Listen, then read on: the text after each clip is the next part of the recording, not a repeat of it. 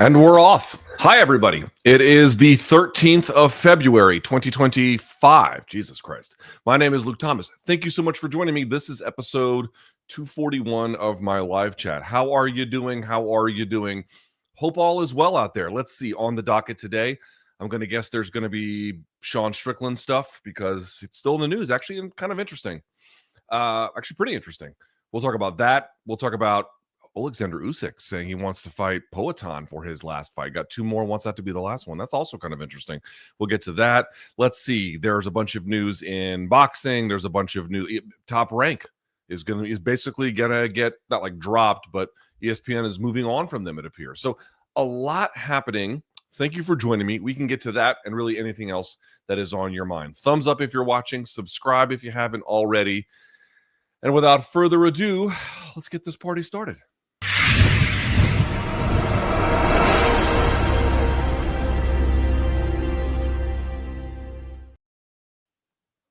Okay. You guys know how this works. I put up a thread in the community tab here at youtube.com/Luke Thomas. You guys fill it up. I go for that for about an hour. And then if you want after that, you can put in a little bit of a donation into the super chat, and we'll do the super chat portion after that. With one exception, if you're a member, you don't have to pay extra for that. You can just contribute right on in. Okay? All right. But thank you for everyone who is joining me, whether you are a member, whether you're not, whether you pay, whether you don't, whether you're just watching for free. I'm just glad that you're here. Yeah? Okay. If I may, let me pull this over here and show this to you. For fuck's sake. Here we go. Okay. What are we doing here, guys? What the hell is wrong with this? There we go. All right. Okay. Check this out. I want to... Oh, for the love of God. Hang on. I need to get this. There it is. Okay. Took a second, but we're good. Let me show you this. I saw this movie last night. This one. The Seed of the Sacred Fig. You can see the reviews for whatever that is worthwhile to you. Let me just say a couple things about this. It's the best movie I've seen in a long time. Long time. You might not love it as much as me, but I would be very surprised if you don't love it. This movie is unbelievable. It's a Persian movie, so the whole thing is in Farsi. If you don't want to hear Farsi, I don't know what to tell you. But I cannot overstate to you how good I think this movie is. I don't want to give away the plot points, but it takes place in Iran circa 2022, 2023, when there were all those protests on campus where the women were taking off their, hijabs and then like demonstrating in the street and all that. And there was brutal repression of it all. And when I brought this up and I tweeted about it, there were people even to my own political left flank that see it as some sort of propaganda. But the reality is this. The guy who made this movie and the cast, not all of them got out, but they had to flee the country and in certain parts of their journey on foot because the director, was facing an 8-year prison sentence for making it. On top of that, they had to record this in Tehran in secret in order to make it. And they did. And to say they pulled it off is an absolute understatement. Now, of course, you don't want to see it just because it is politically subversive. That doesn't make it by itself a good movie. But like on its own, it is such a good movie. There are parts where it's a little slow. It could have been edited and chopped up a little bit tighter. Some people didn't like the final act. I totally disagree. I think the final act 1,000,000,000% works. But either way, this movie is absolutely phenomenal. It is first rate. One little note, people always ask me, like, how do you know where to watch it? I don't know if most folks realize this. If you go to Rotten Tomatoes and you click on whatever movie you want, it'll go. You see this section here, where to watch, so you can get it in theaters or where I saw it, Fandango at home. But if it's on like Apple Plus, it'll tell you. If it's on, whatever, ESPN or whatever, Disney Plus, wherever, it'll tell you right here where to watch. Fandango at home is where I saw it. This movie is fantastic. It is fantastic. It is so rare that I watch a movie these days and I'm like moved and thinking about it like long after it's over and like really digesting certain scenes and how it's shot and everything.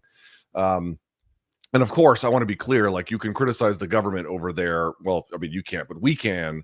That doesn't necessarily mean that this is the answer is, oh, we should just bomb these people. That is really not my point either. That would actually be the opposite of what I want. I think that would be making a disaster even worse. But rather that these are people living lives, and this sort of corrupting force of being on the inside of that world is remarkable storytelling. Could not give this a higher recommendation. Long, the parts that are a little long. There's a part where he's getting like massaged in his face, and he's telling the story of essentially signing death warrants and how it's getting to him. They could have tightened that up a little bit. There's some other ones they could have tightened up, but fucking awesome movie. Fucking awesome movie. I will watch this one again and again and again and again. I really, really liked it. Okay. With that out of the way, just, putting you on some game. Let's do it. All right. Did you see Eric Nicksick, Nick is spelled wrong, comments on Sean's performance? I did. Yep. I must say, I find it refreshing to see a coach be so honest with his fighter as opposed to the ones that seem to do whatever their fighter wants. I saw some analysis from others after this was over about how they thought, and by the way, I want to be clear, like I do talk to Eric Nicksick with a fair degree of regularity, but believe it or not, I've actually not spoken to him since this event, or even the subsequent comments, or even Sean's. I haven't spoken to him since the fight. I spoke to him briefly during fight week, but I haven't spoken to him since. So this will be the first time I've actually talked about this. I saw some people saying like, oh, he did Sean dirty. He aired him out. And there is a world of interpretation where I don't think that's unfair, but I would submit this. I mean, one, you've got a guy in Sean Strickland who has made it a brand to be like unnecessarily and, matter-of-factly, purposefully rough with the way he says things. I'm not even talking about the controversial things related to, slurs or anything like that. Forget all that. Just being brutally honest, right? This is a general posture. That's been his thing. And then this coach goes and does that. And I didn't hear Sean himself complain about that. I want to be clear, but I did see people complain about it. I'm like, I don't know, man. That's what Sean's been doing to everybody else.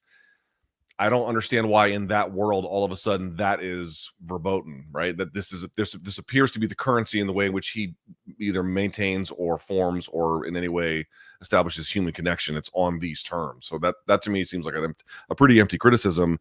The other part I would say is, does it look like they're on the same page? Right? Not to me. And I don't know exactly. I mean, I'm not in always. Sean did say that they're still friends. They're going to be friends. Like, okay, on that level, yes. But I'm saying in terms of how they view what in terms of what they believe that how the cornering should go, it does not appear that they are on the same page. So my point is, maybe it's actually good that they're going to go. What Sean appears to suggest is, again, not friendship, different directions. Sean's not leaving the team, but he's just not going to be in his corner going forward. Listen, maybe that's actually for the best. I think one thing, again, nobody has told me this. This is just things I am telling you that are my own opinion. I do wonder sometimes that, coaches I have spoken to many times over the years have been very, very frustrated. Less about we had to travel a long way for the fight, although that can't really help. But you just hear it all. I've heard it so many times where it's like they put in something in the camp. They all had this agreement about how the camp was going to go. The camp at certain times, both for the fighter and the coach, can come at a time where it's requiring extra personal sacrifice. Who knows? There's a kids issue, there's a health issue, there's a family issue, something where it's very, very difficult to do. So they put everything on the back burner, and then they go. And the coach oftentimes, and again, maybe Eric doesn't feel this way. I'll have to talk to him to see. But in the past, what has been communicated to me is that the coach sometimes feels, betrayal is a strong word, but why am I doing this for you if you cannot follow the game plan? It's not about winning or losing. It's about, we had a plan. This is what's going to happen. You got to go in there and do it.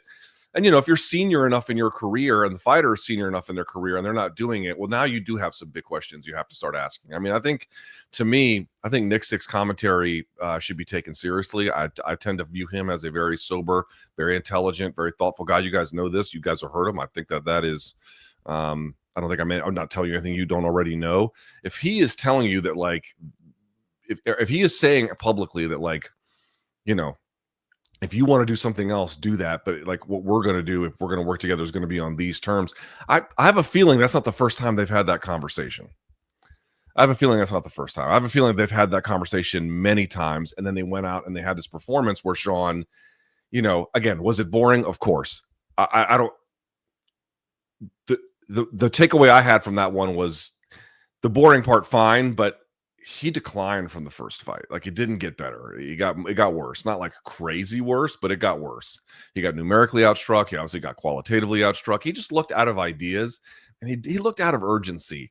Dude, something is off. Something is not working. Whether it's Eric Nicksick's fault, whether it's Sean's fault, whether it's nobody's fault, because they're just not on the same page. Whatever. Maybe that relationship in that particular role has run its course. Sometimes they do. I guess we shall see. Maybe it hasn't. Maybe they'll find a way to work together again. But it just looks to me like, they're on very different wavelengths about how that process should go and what the responsibilities are and who gets to say what. And if you're that far apart, maybe it actually is time to go in some separate directions as it relates to cornering. I mean, it's their relationship to manage, not mine. But I think both of them probably have a clearer sense about what's required now. It was a clarifying incident, if nothing else. Can you see? Yes. Assuming Alex, I think you mean Poatan, beats Ankalaev. Okay. I believe that the UFC will strip John, and Alex versus Tom will take place by the end of 2025 for heavyweight undisputed. Letting Alex fight for a third belt this year just makes a lot of sense. He's a big name, no more standout contenders at light heavyweight, and the heavyweight division needs to move on from the Jones era. In your opinion, how likely is this scenario? Well, in the scenario that you posited, where Poatan beats Ankalaev, that's one. I don't think they're automatically going to have him jump the line. Seems to me that there's going to be effort. I'm sure there has been effort, and maybe there will be success. One never knows about getting John to fight Tom Aspinall. But what I can say is, if Poatan beats Ankalaev and that fight fails to materialize, and they'll know soon, right? Because obviously Ankalaev and Poatan are fighting at UFC 313. So that's the next pay-per-view. It's March 8th, I believe, right? I think that's right. And, they're talking about maybe International Fight Week for that John thing. If that doesn't materialize, yeah, I mean, I don't know what the point would be. Put Poatan right in front of Tom Aspinall. And listen, I don't think that's necessarily the best fight. I really don't. In fact, I don't think it's necessarily all that good at all. I think Tom probably wipes the floor with him. Not because Poatan's not great, but because Tom is a natural big-ass heavyweight who's super athletic and is probably going to be able to take him down. Although we'll see against Ankalaev. It could be more. Listen, if he ends up just shutting down the wrestling from Ankalaev and makes it look silly, we can have a slightly different conversation. I still think Tom gets him down. It's just hard for me to see a way that Tom loses, but of course that always is on the table. But I'm just saying, as long as that lane is open, you're going to put him to the front of the line. Like, it's one of the biggest fights you can make. It's one of the few permutations of star versus star you can make in one of the higher weight classes that's ready and available at that point. And also, dude, who the hell is Tom Aspinall going to fight if it's not John Jones? It's Poatan. Like, I don't even know who else it would even be. Like, I guess you could do Cyril Gane since he technically won his last fight, although we all know he really didn't. I guess you could do that. That's a fight you could do. It'd be awesome if UFC re-signed Francis. That's not going to happen, but that would be an awesome fight, right? Francis and Ngannou, Tom Aspinall. Like, this is my point. Who the hell is it going to be? Curtis Blades for the third time? I love Curtis, but is there a mandate for that fight? It can't be anybody else but him at that point. I mean, there's just nothing else to do. So I really hope that they can find a way to get that Jones fight. I'm sure all of you feel exactly the same in that regard, because fuck me, I don't want to see. I would take Poatan versus Tom Aspinall, because who would say no to such a thing in a world where John's not fighting? But I don't know, man. Like, if we're at that place, we're in a bad place, I mean, good fight, but what it sort of tells you about what has happened. I mean, Poatan's got no one left to fight, and Tom's got no one left to fight. That means the divisions are really some ass. I don't think that's unfair to say. Those guys are great. Tom's great. Poatan's great. Those divisions. All right. Did you check out the comments? Excuse me. Jesus. Did you check out the comments for Monday's MK? I mean, I wouldn't say I went line by line, but yes. The opinions were completely one-sided against you. That is true. The last time the comments were so strongly swayed in one direction was for the episode where you felt the need to apologize thereafter. That is also true, I think. What do you feel your fans are getting wrong this time, and what do you agree with? Well, I don't know if they're getting wrong much. Okay, so let's update here a little bit. Since Monday, let's say, given the tenor of the feedback, I think is probably a euphemistic way to put it. I was like, all right, well, whenever you get feedback like that is so strong and one-sided, it's, you would be wise to give it an ear. I mean, it doesn't always mean that in every case you have to listen to every part of it, but there probably is something that you're missing. Sure enough, I think there was a couple things actually, but I will say this. I talked to BC about it, and I even asked Long Island Luke what he thought about what I could do better. He gave me some great advice on a few very specific things, but some bigger picture stuff too. Same with BC. We talked it out. I think there was a bit of a confusion between he and I as it relates to that incident where we were kind of going back and forth over the what was better, the 312 card or the Saudi card or whatever. I wasn't mad at all. And actually, neither was he.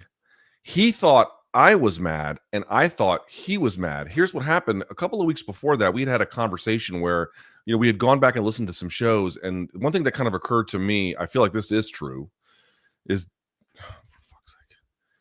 that more recently, like, he and I have been not disagreeing much.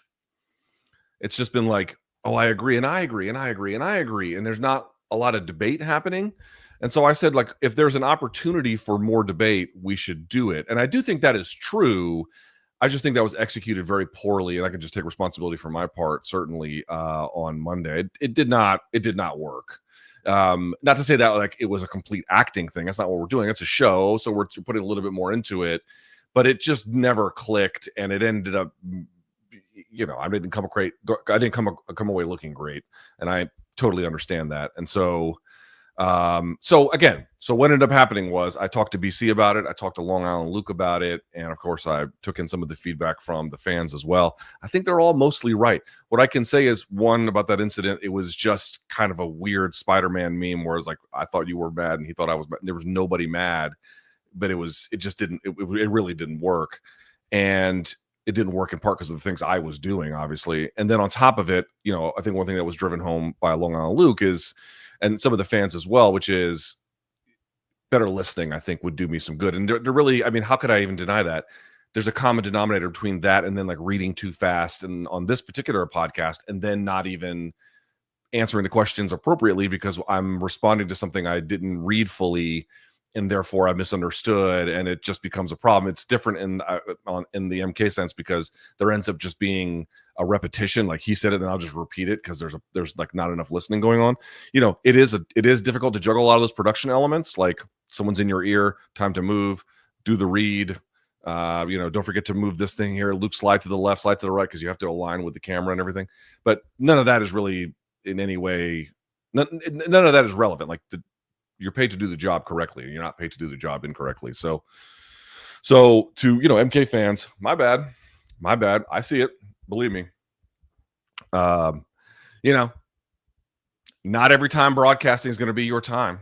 You have to be aware of that. You talk long enough on camera, I can assure you, you'll have some days where you wished you hadn't. But I got a great feedback from BC. I got great feedback from Long Island Luke, and I really feel like, let's see how Friday goes. Let's see how the following Monday goes. If the problems keep emerging, then we got a bigger problem. But I really believe these are things that I can make meaningful contributions onto, put out a better product. And I do want to get back to debate, But there is clearly a better way to do it, right? There's clearly a way that the audience would be receptive to it. There's clearly a way to do it where Brian doesn't think I'm mad at him, or I think he's mad at me, or we're talking over, or I'm talking over, I mean, there is a better system that is doable, and I think we'll find that. So yes, I'm fully aware of the pushback. I don't really have any challenge to it. That is the best assessment I can give you at the present moment. Let's see how tomorrow's show goes. I think it will be a lot better. I do. I think it'll be a lot better. And shouts to Long Island Luke for giving me BC, of course, but Long Island Luke knows the show. I think he knows the fans. I trust his judgment, and I think most of you probably do as well. Okay, good question. What becomes of Tom Aspinall's career if John never fights him? Boy, that is a $1 million fucking question right there. Excuse me. It seems almost inevitable at this point that the fight is not going to come to fruition. We don't know that yet. I don't see how anyone could currently read the situation any differently. But what becomes of Tom's career? He's stuck in a long since dead/dying division. He smoked almost the entire top 10 with very little resistance. There's little to no new blood in the division, and he doesn't have the option to drop a weight class without losing a limb. Dude, this is a great question. I don't know what the fuck they're going to do. And getting sideways with Francis is not exactly helping their case to build Tom into a big star. I mean, this is why John's got some leverage. You know, Francis leaving makes him basically, in terms of big fights, the only game in town. I mean, what is a bigger heavyweight fight? And I know some people think that Poaton's a bigger heavyweight fight than Jones. Humbly, I would tell you, I don't think that is true. I really don't think that is true. At least not now. Maybe if John hung on a little longer or something, but it's not true now. Like, John's on paper, the reigning champion, Tom, the interim champion, a heavyweight title unification between the best light heavyweight ever and then the current, sort of real heavyweight champion. Dude, like, this is a much bigger fight than what Poatan can offer. Again, even recognizing that Poatan versus Tom would be one of the bigger fights they could make in the absence of a John fight. I have no fucking idea how to answer it. John would be gone one way or the other after this year, right? Even if he fights or whatever, he's going to be gone. And then Francis is on the outs. Who the fuck else is out there? I made this point before. Someone had wrote me and said there was only 5 All-Americans. So to be an NCAA All-American, that means you have to rank inside the top 8 in your bracket at the national championship. Okay, that's how you get All-American. You got to be top 8. So understand something. They said there were 5. We looked it up. There's actually only 6. 6 MMA fighters currently on the roster who were Division I All-Americans. In 2015, in February of 2015, there were 4 of them at light heavyweight, 2 Olympians, right? And in the case of Dan Henderson, he was also a 3-time college Greco-Roman national champion. That's to say nothing of the guys like Rashad Evans, who wrestled D1 or whatever, Phil Davis, a Division I national champion. You might say, well, look, that's 205. Right. At heavyweight, there was Brock Lesnar, national champion. And then there was Cain Velasquez, All-American out of Arizona State. Right. And I understand what the other response is, which is, okay, well, for the decline of the American wrestler, here has come the Dagestani and fill that in. And to a large extent, or to a very important extent, that is very true. But that typically isn't something that's affecting light heavyweight and heavyweight. Ankalaev, we don't know what the hell he's really going to do. At times he's looked great. A lot of times it looks like he makes bone-headed decisions. They're really, I mean, Shamil Gaziev, fine, seems like an okay fighter, but that's about probably all he is. It's not like this is translating to those particular weight classes. Like, can you imagine if he had a Cain Velasquez? Dude, Cain Velasquez had like real rivals he had to beat at the time he was around. So did Brock Lesnar to an extent. Obviously, won and lost, but the Frank Mir rivalry was big. Beating Heath Herring was a big fucking deal when he came over. These are things that like launch your stardom. If you don't have any of these, on the one hand, there's a couple of problems. One, you're just going to be like Robert Whittaker. Remember, Robert Whittaker was supposed to fight GSP after GSP beat Bisping, and then he was like, fuck it, I'm retiring. Imagine if Whittaker had fought and won that fight, what that would have done for his stardom. I mean, I'm positing, that he would have won. Maybe he loses too, but I'm just saying, imagine he fights and imagine he wins. Like, that was 2017 Robert Whittaker was a very, very, very good Robert Whittaker. That would have launched him into superstar status. That was denied him because GSP just gave the title back and there was no need to fight for it. That didn't do him any favors. So Aspinall's up against that. And then worse, okay, in the case of Whitaker, he didn't have the GSP fight, but there were still some other named middleweights that were along the way. You know, Yoel Romero, you guys know the list. None of them could fulfill the exact kind of thing that, you know, the GSP could have done. But there were some other names that fans knew about and cared about. And it's like, I guess there's Cyril Gane. I don't really know, you know, maybe that's that. But like, it's not just that Aspinall would get robbed of this opportunity. Then on top of it, there's no other second or third act. Dude, they got to sign people at heavyweight. There are fewer fighters. From John Morgan's tweet, there are fewer fighters today at heavyweight than women's bantamweight. Women's bantamweight is sort of like the poster child. Well, I guess 45 is, but among active divisions, women's bantamweight is like the poster child for basically a dead division. And it has more fighters than men's heavyweight. Dude, that division is in disrepair. Disrepair. I don't know how you solve that when you're losing the champion one way or the other. It's age related. It's not their fault. I mean, it's time to go, whatever. You might get one more from him, you might not. But then you get sideways with Francis, and then you're not signing anybody else along the way. You know, one of the things you also just have to consider is this is not great for the heavyweight division. It's not really great for fun.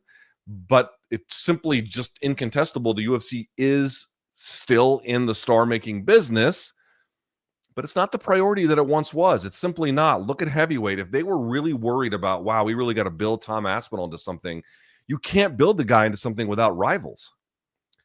Gary Shaw, you know, for all his faults, was very clear about like trying to find Kimbo Slice opponents. And his basic point was he has to have somebody to dance with. It cannot be the Kimbo Slice solo hour. It won't work. You have to have somebody there with him.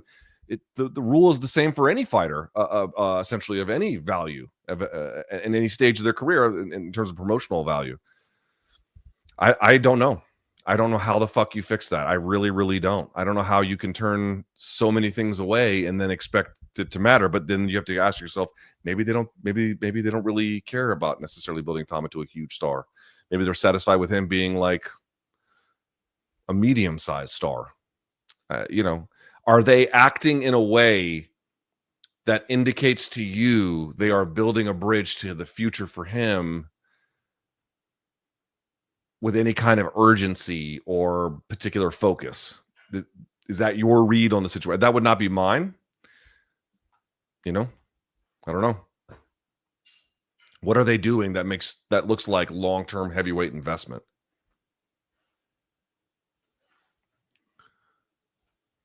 Okay. Luke, with BC's continued success at commentary, he's got more announcements for that coming, by the way, for boxing events. If he ever gets a consistent position calling fights, how would that affect Morning Combat? And is it affect or effect? It would affect it. It would have an effect, but it would affect it. All right. First of all, I hope he does get a consistent position for a couple of reasons. One, I know for more than a couple of reasons. One, I know he wants it. Two, as I've said, without hesitation from day one, he deserves it. I mean, the people in the industry who have more secure and better gigs ahead of him, they're not better than him. They're not. I don't give a fuck what name you tell me. They're not better than him. Dude, he called the prelims last time and the pay-per-view main card and did all the post-fight interviews in the ring for the main card, and he did them all flawlessly. I'm sorry, there's not anybody else I would trust to do that job that well, that thoroughly, and then hit all the high marks along the way over BC. I don't know who the fuck that would be. And there's some talented people. They're not better than him. And if this world is supposed to matter, if this world is supposed to have any degree of fairness in a just and fair world, that guy has a consistent, not just a consistent job calling fights, but he has a consistent job calling fights at the highest level. Okay. In a just world, that's where Brian Campbell is. But the good news, I think, all the way around is that even if he got that, I don't think it would really affect MK. I don't think it would pull him necessarily away from, at least the way the show is currently constructed. I don't think it would do that. So even if it did, you couldn't, it's unethical as someone's business partner, I think, to try and stand in their way if something good happens and takes their life in a different direction. Not that I'd be thrilled about it. That would be essentially probably the end of MK at that point. But, dude, you can't get in the way of someone's life. So the good news is I don't think I have to make that choice. And BC and I have talked about it. I just can't imagine what the world would be where it was like, you can't do MK anymore. They would have to like make him stop. And I don't think they even care to make him stop. So it's not a question that we have to answer, but like what you're gonna keep the guy prisoner? You know what I mean? If he got some job that for whatever reason, again, I can't imagine it would be this, but made him ineligible to do the show, you're gonna just like, oh no, you can't do that. Like, he's a grown man. Like, he's gonna, like, a partnership works when they want to be there, and of course BC does. Again, I want to be clear, there's no problem, but in a world where he doesn't, you can't just make someone stay. Like, they're gonna go. But again, good news is I don't think we have to worry about that for now anyway. But again, he and I, dude, believe me, he and I have like discussed that ad nauseum. So stay tuned. He's got some other ones coming up. Got some big ones coming up too. I'll let him share the news. Suarez versus Dern if Tatiana doesn't retire. Wiley versus the winner of Xiaonan versus Jandiroba, April 12th. If Zhang won't go to flyweight yet, but in the perfect world, Wiley versus the winner of Shevchenko versus Fiorot to get her time to put on the needed weight properly and to be fair to Fiorot. Do we have an accord?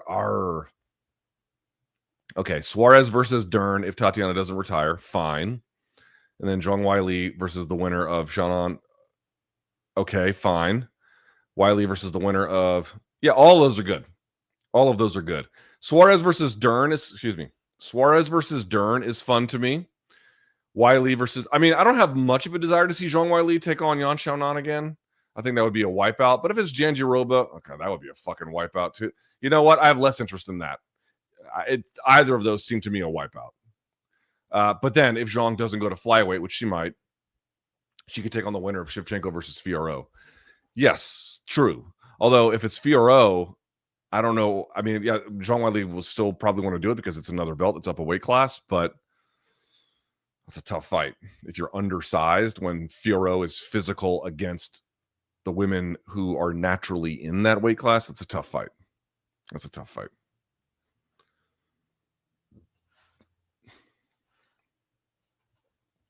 How do you see the fight between Alex and Ankalaev going? Do you think fans are underestimating Ankalaev?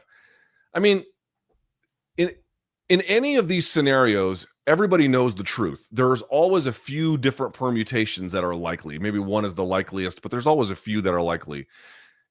Does it sound crazy to say that one of the permutations is Ankalaev gets a takedown, potentially even moves to mount, submits him, or pounds him out?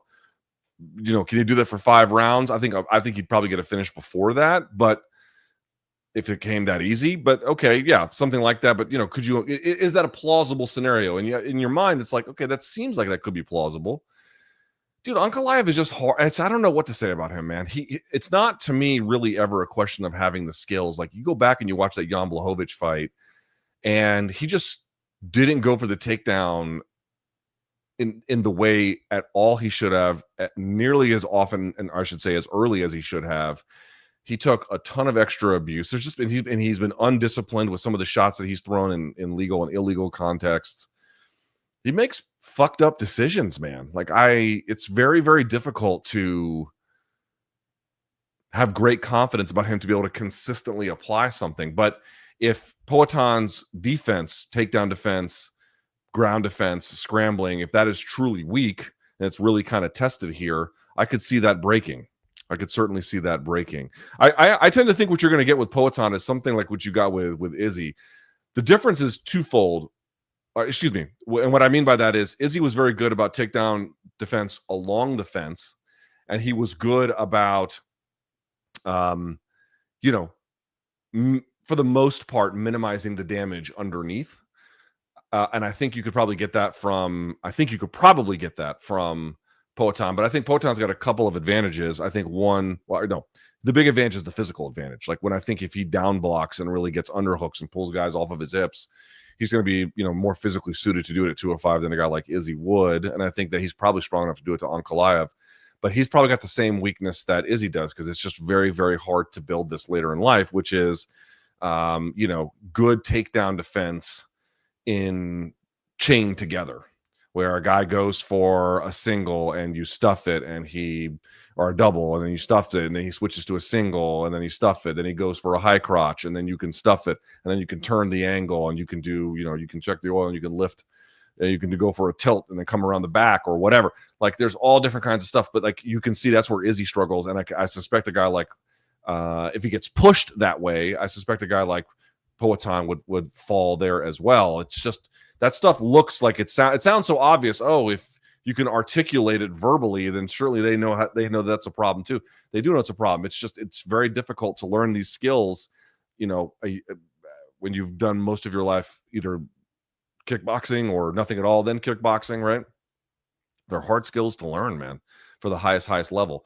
But dude, Ankalaev, what if he just stands for too long with him? You know what I mean? Like, does that sound implausible to you? It doesn't sound implausible to me at all. We've seen him fucking do it. And not just do it for one round, multiple rounds. And you're like, dude, what the fuck are you doing? Like, it's not a question of inside the skill set with a different mentality and approach to the fight. Could he get the job done? Yeah, I think he can get the job done. Is he going to properly choose what game plan and then apply it in any kind of disciplined way to get there? I don't have any clue. I don't have any clue about that.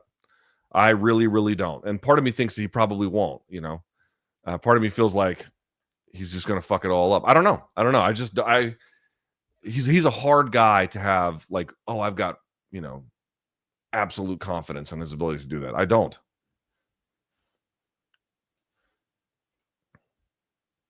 Oh, fucking hell. Are we doing this? All right. I think I've answered this one before. Current take on the current aggravations by Trump towards Canada and to an extent Greenland. As a Canadian, I didn't think much of it at first, but I'd be lying if I haven't become more worried at the possibility of Trump using physical means to make us the 51st state. I doubt he does it, but we'll see. As someone who has served and who is pretty well versed within politics, how do you see this playing out if it was actually ordered? I really don't think he would. What do you think the on the ground reaction would be within the military? I don't know. I imagine there would be some level of pushback, of course, but do you think it would be at all significant enough to completely defy him? I'm not sure how the structure within the military works to understand how this would actually play out. I'm not sure what you mean there. How do you think the world would react in response? Would it be all out World War III? Is the possibility higher with Greenland? I mean, I suppose it's higher with Greenland because you're dealing with a territory that's much easier to keep. Right? You're talking about a very sparsely populated place. Canada is, again, also sparsely populated, but it does have major population centers. You'd have to hold these from a military force standpoint. That's extremely... Dude, we couldn't even hold Iraq. You can't hold Canada. I mean, they'd have to completely fold and then, like, Vichy France aid you in order to maintain control. So that to me, that seems very unlikely. But, can they cause economic pain? Of course. That's always something they could do. The Greenland one to me is, I still think unlikely because of the way it would disrupt a number of alliances, change security posture for the entire of continental Europe. I mean, it would, it would be significant. But that's easier to hold. It's easier to hold. So for that reason, and the riches there as climate change advances in the century, we talked about this, all the shipping routes that are going to be available in the Arctic, those are going to be significant. I read that book. I told you guys about that book. What the fuck is that book? Is this it? Yes. This one. This guy is, I forget, Swedish, Norwegian, something. And he basically, I've told this before, this guy argues that Russia's basically real fucked because there's going to be some areas in which they're going to have, like, because of the way in which climate change is going to affect the populations long term. This is going to, in the south of Russia, it might create greater crop yield, but they're going to be surrendering all of the trade routes, and that's going to basically be their undoing, among a number of other problems. So I think, that's why they want Greenland, right? I mean, they want the natural resources that it all has. Again, they want access to these these trading shipping lanes for the head of the century. I've said this before. This is what they like. They can say whatever the fuck they want about climate change, like, oh, it's a hoax and shit. That they don't think that. They absolutely don't think that. They don't think that at all. They are thinking in a world where a lot of this stuff melts and now there's access here, and then this has vast security and resource riches for us. Is this something that we want to just illegally take control of? That tells you like their actual belief about what the situation on the ground is there. But the Canadian one, dude, like I said, I watched this invade Iraq. We couldn't even hold that. We couldn't even hold that. We lost control of that territory multiple times. I mean, dude, the entire creation of ISIS and them trying to establish a caliphate was prime example number one. You can't control a hostile population. It just doesn't work. So, and if they're vastly spread out that way, I mean, yes, Canada's like, you could do it if the US really, really, really contributed to it, but if it seems completely unlikely to me, even for all of Trump's problems, that one I don't see. What I can tell you that might be kind of interesting is if he tries the Greenland thing or he tries the Gaza Strip thing, and then they put boots on the ground here, they'll get pulled into a quagmire there.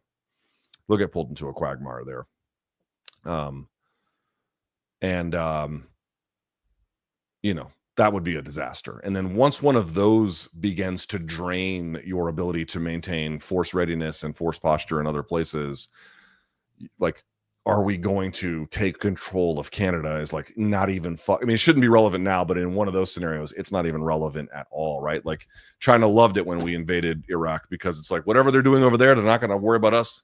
They didn't take Taiwan at that time, but they were like, all right, well, they're definitely not going to fuck with us now, It's kind of one of those things where it's like you're so preoccupied, you don't have to worry about it. But I think less that there would ever be any kind of military venture. It seems ludicrous is I think the best way to put it. But could they cause other forms of pain and disruption? Yeah, I would take that very seriously. All right, let's see. Luke, is it solely corporate greed and the fact that they don't have to that is preventing champions / big names from fighting more often? Feels like anyone in the top 5 now fights 1 to 2 times per year when it used to be 2 to 3 at least. I'm not so sure how true that is. Well, it's partly true. Heck, most contracts say 3 fights per year, but everyone celebrates Pereira for actually fighting those 3 fights. I don't think it's corporate greed, although, with these guys with the big contracts, if they fight less, you have to pay less. But like, again, UFC's not hurting for money, right? They're not poor. They have money. So, I mean, you're talking about greed. That's a separate question than crying poor. But like, whether those guys fought more often would barely make a dent in their finances. So I doubt that is like the motivating factor. Yeah, dude, when you've got fewer events, but you've also got a much smaller roster and guys are kind of having to stay in rotation, both as like a solid to the organization as well as for their own financial well-being, it's a little easier to keep them in rotation. But when you've got so many events and they've got nearly 700 fighters. There's more UFC fighters than NBA players. You've got 700 basically UFC fighters. I mean, what do you want me to tell you? Like, there's just not enough room for everybody. And of course, you need that many fighters on the roster to have that many events that can fill out main card, prelim card, and then early prelim, because they sell ads and then content deliverables around all 3 sections of the card. Again, I go back to it all the time.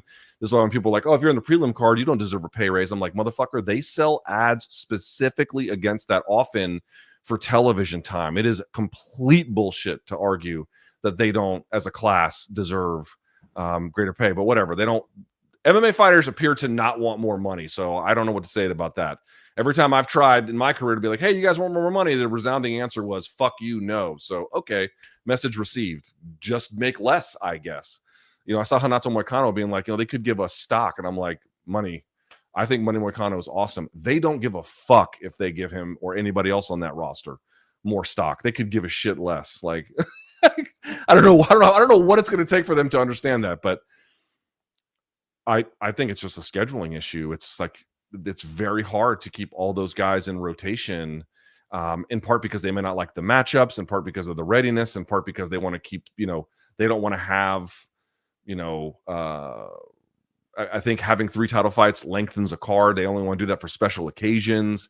It's just a way that they've arranged their product that ends up being that, with the Poetan exception here or whatever exception there, it's just hard to stay on those, to have those cards built that way, And I think, again, never lose sight of the fact that these guys say they want to fight 3 times, and I think many of them could. Don't get me wrong. Absolutely, they could. But a lot of them say no to scenarios where they could, and they just don't. You know what I mean? Like, there might actually be a slight uptick if there were more yeses, but they're looking for more advantageous circumstances, which I don't blame them, but it does limit the output. The answer is it's the way in which the product is essentially arranged that it kind of just ends up being this way.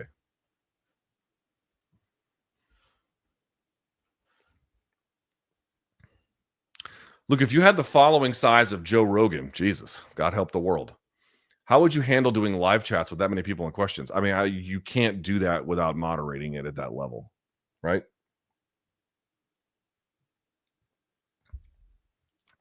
How else do you do that?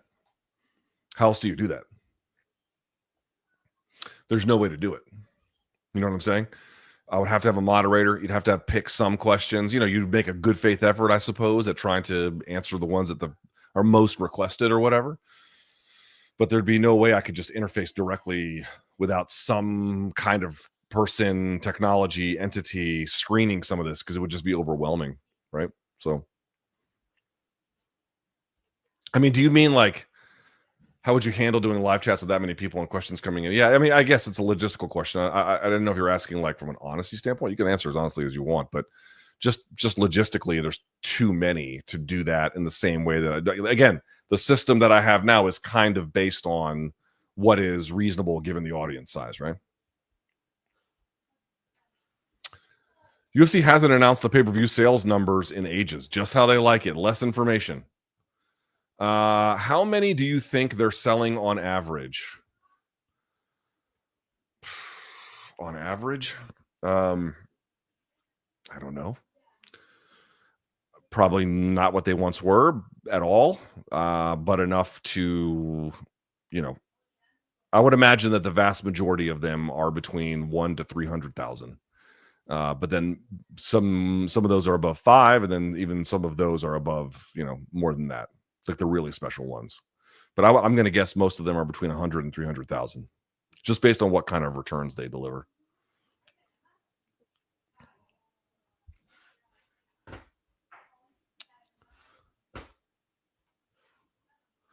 Why didn't the MMA Journalist Association come into fruition? I mean, it did come into fruition. It just didn't work.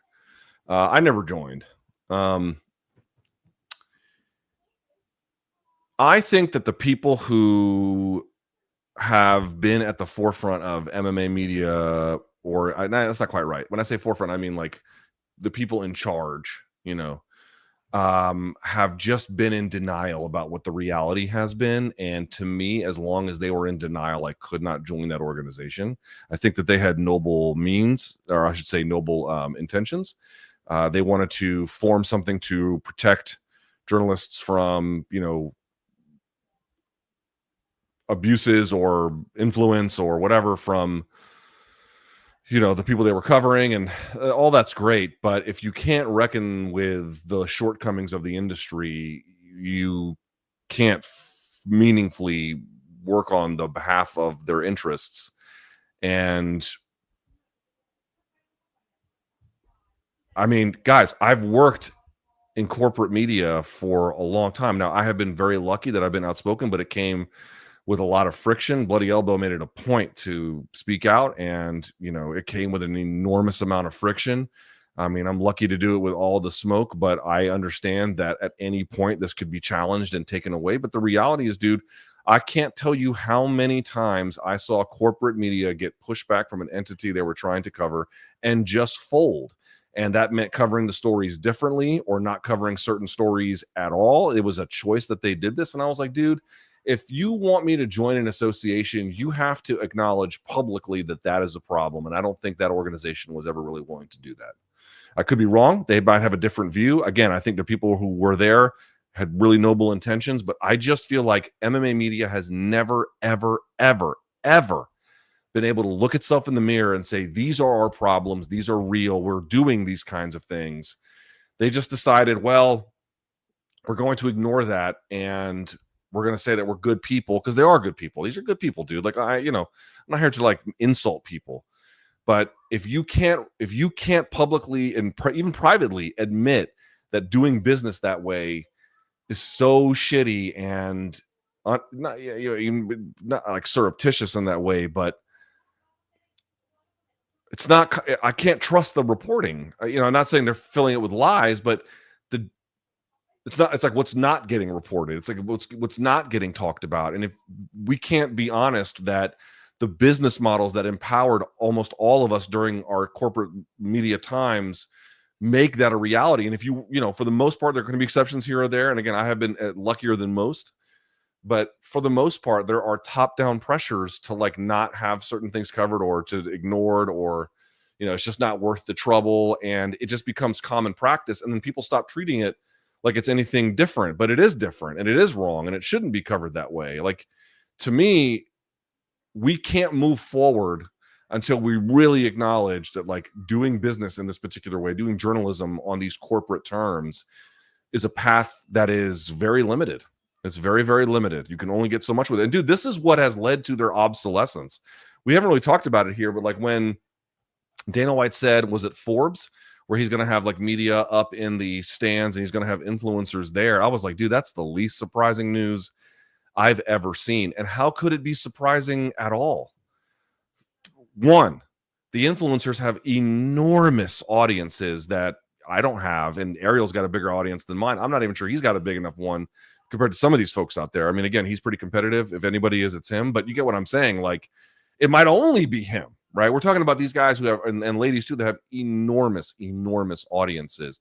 And most, if not all of these influencers don't even bother with the pretense of journalism. They don't care. So if you're any sports organization, it's like, let me see if I get this right. I can get all of the youth. I can get all of the make us look cool inside, all the same stuff that media would do.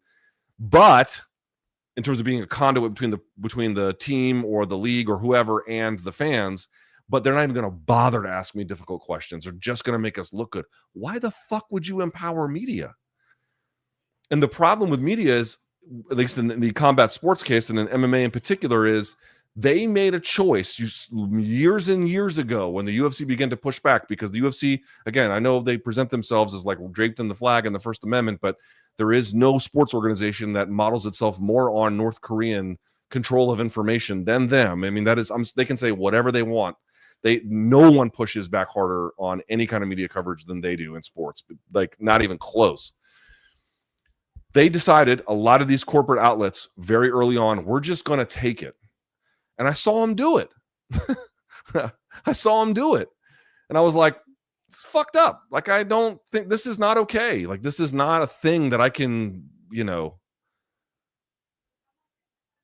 this is not the way it should be. And so to me, to consecrate that with like a journalist association when there can't be acknowledgement that like that kind of practice is detrimental to the industry, it's just a non-starter for me. And I think the last thing I'd say is, getting back to this influencer journalist thing, it's like, dude, because of that choice that they made, we're going to basically just not going to push back anymore. Because of that choice, I mean, with, here and there, but not really much, they've made themselves obsolete. Like, what is the role of media? Traditionally, it's to be basically an interface to the sport for the fans. Obviously we're talking like pre-social media and everything else, but like when it was originally constructed, it's like, that's how you got to interact with the sport. What were the reports? What were they saying? They're live on the ground. Give us a look.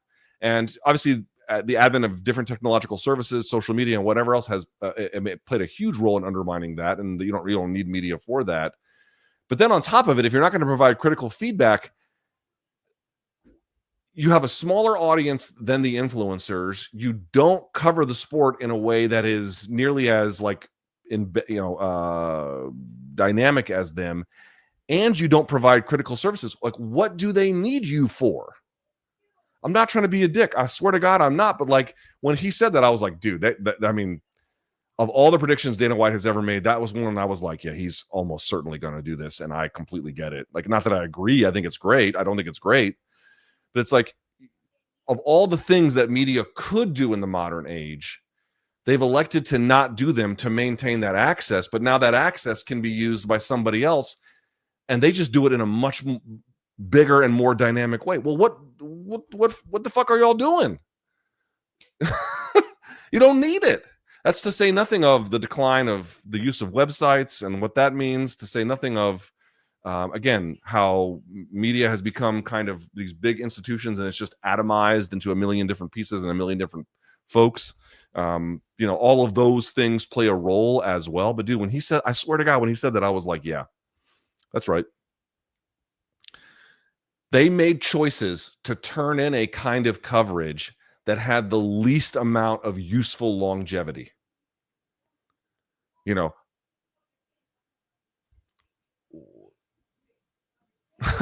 don't know what to say. I feel bad for the people who are going to get put up there, but you don't turn in the influencer views, and your journalism, when it appears, which is almost never at this point, is pesky at best to them. And you're just doing this kind of like lobotomized version of coverage where there's no version of criticism even introduced hardly in any kind of substantive way. There's no hardcore reporting. There's no nothing. You're not useful anymore, or at least you won't be long-term anyway.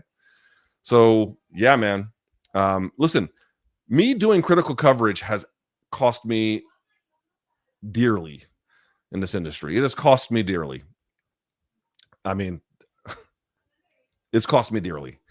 However, I would also be lying if I said it didn't provide me with a certain degree of not just freedom, but I stand apart from the rest of the pack, not in all ways. I'm not suggesting I'm like, fucking Thomas Jefferson crossing the Delaware. That's really not my point. But I'm saying if you're willing to do things like critical coverage and the institutional media class is simply not, you have an advantage. You're fulfilling a role that they simply won't fulfill.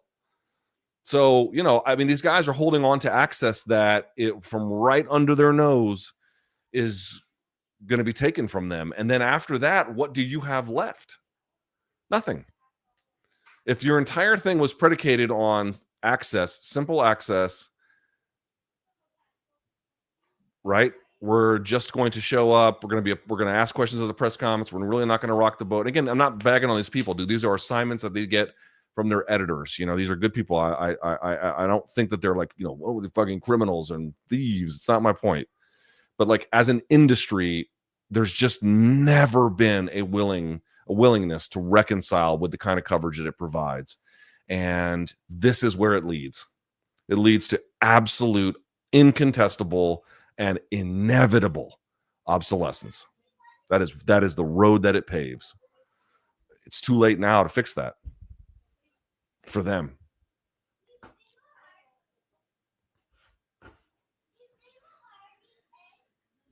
Would Sean Strickland be a good candidate for BKFC? I don't think so. He has a boxing heavy style geared on defense. It's true. I could see him losing his next couple of fights, possibly by a finish to set up his release and departure. I mean, he's sort of BKFC is a little different because stuff can really sneak through. I mean, even with the gloves, a lot of stuff sneaks through. Sean is very good about it, but also the octagon has a lot of room. He cross steps and leans in retreat. A lot of it is based off of the teep and then working into range rather than you're just right on top of each other and slugging it out. He throws, really windy punches. And again, those are things that at times have worked well for him. I mean, he is an elite fighter. I think that's fair to say. But BKFC candidate, I mean, yeah, I don't know. He might do well because he is skilled enough to do well there no matter what. But I wouldn't say he's like an obvious candidate. If I was looking on the roster and I was trying to find an obvious candidate, I don't know that I would pick him. I don't know that I would pick him.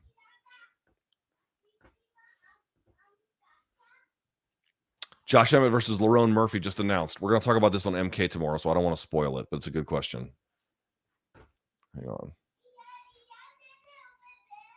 Hey! Bro, just having a pep rally outside. Unbelievable.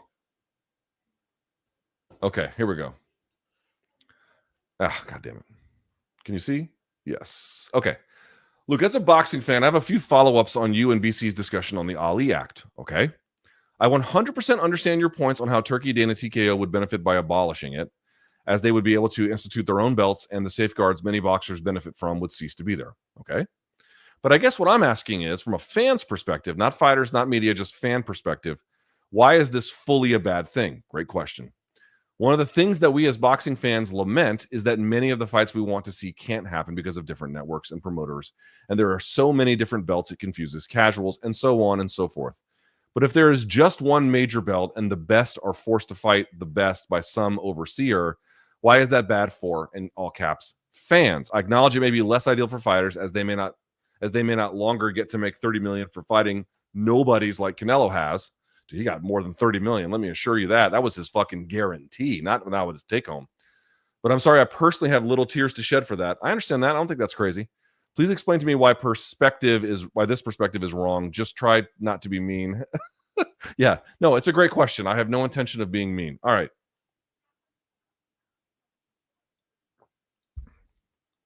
Guys, with the exception of power companies or other entities that are allowed to have monopoly status, right? Tell me what monopoly in your life is best servicing your needs. And by that, I mean, if there wasn't a monopoly, your needs would be not met as well. Now, your answer might be, okay, look, we don't have to go very far. We can look at the sports leagues. We can look at MLB, which has an exemption. The other leagues don't fully have exemptions, but they kind of have this hands-off approach from the federal government, well, from any version of the government to regulation.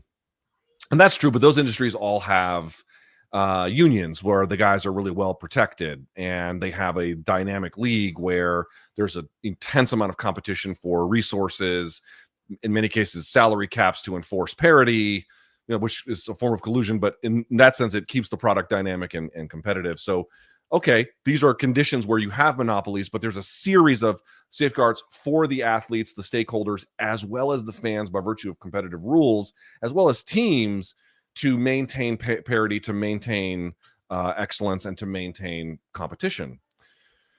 Okay, outside of that, do you guys, let me ask you questions. Do you feel like any telecom monopolies have served you well? And do you feel like fewer choices in terms of airlines have served you well? Like, what sector do you feel like over time, without proper safeguards, both for the product as well as the various stakeholders, gets better over time with monopoly? And what you're going to find is when you really dig into the answer, there isn't one.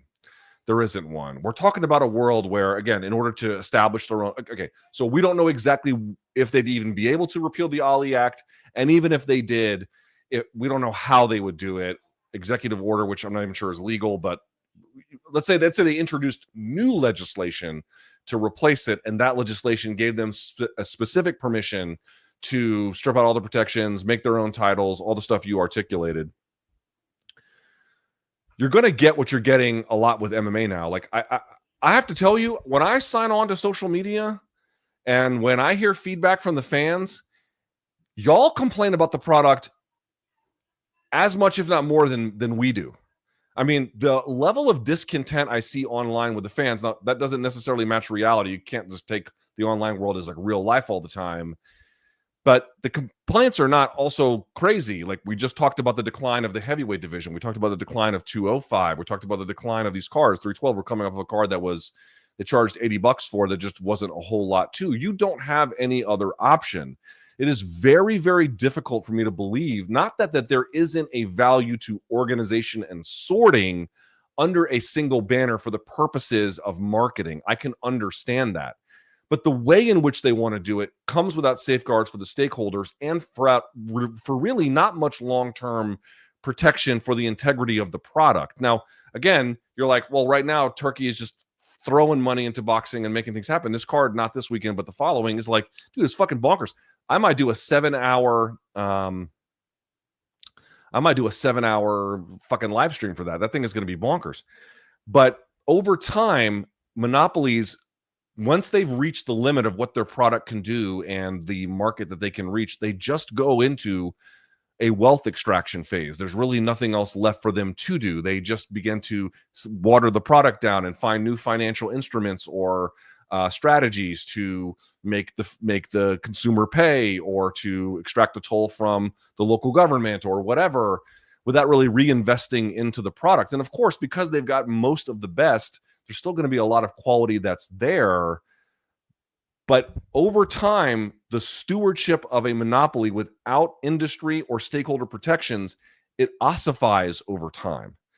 We're not exactly living into a place where I can point right now and be like, oh, I have definitive proof. Here, look, we're still at the beginning stage, honestly, of wealth extraction. I think it's going to take time. And I know that there is this...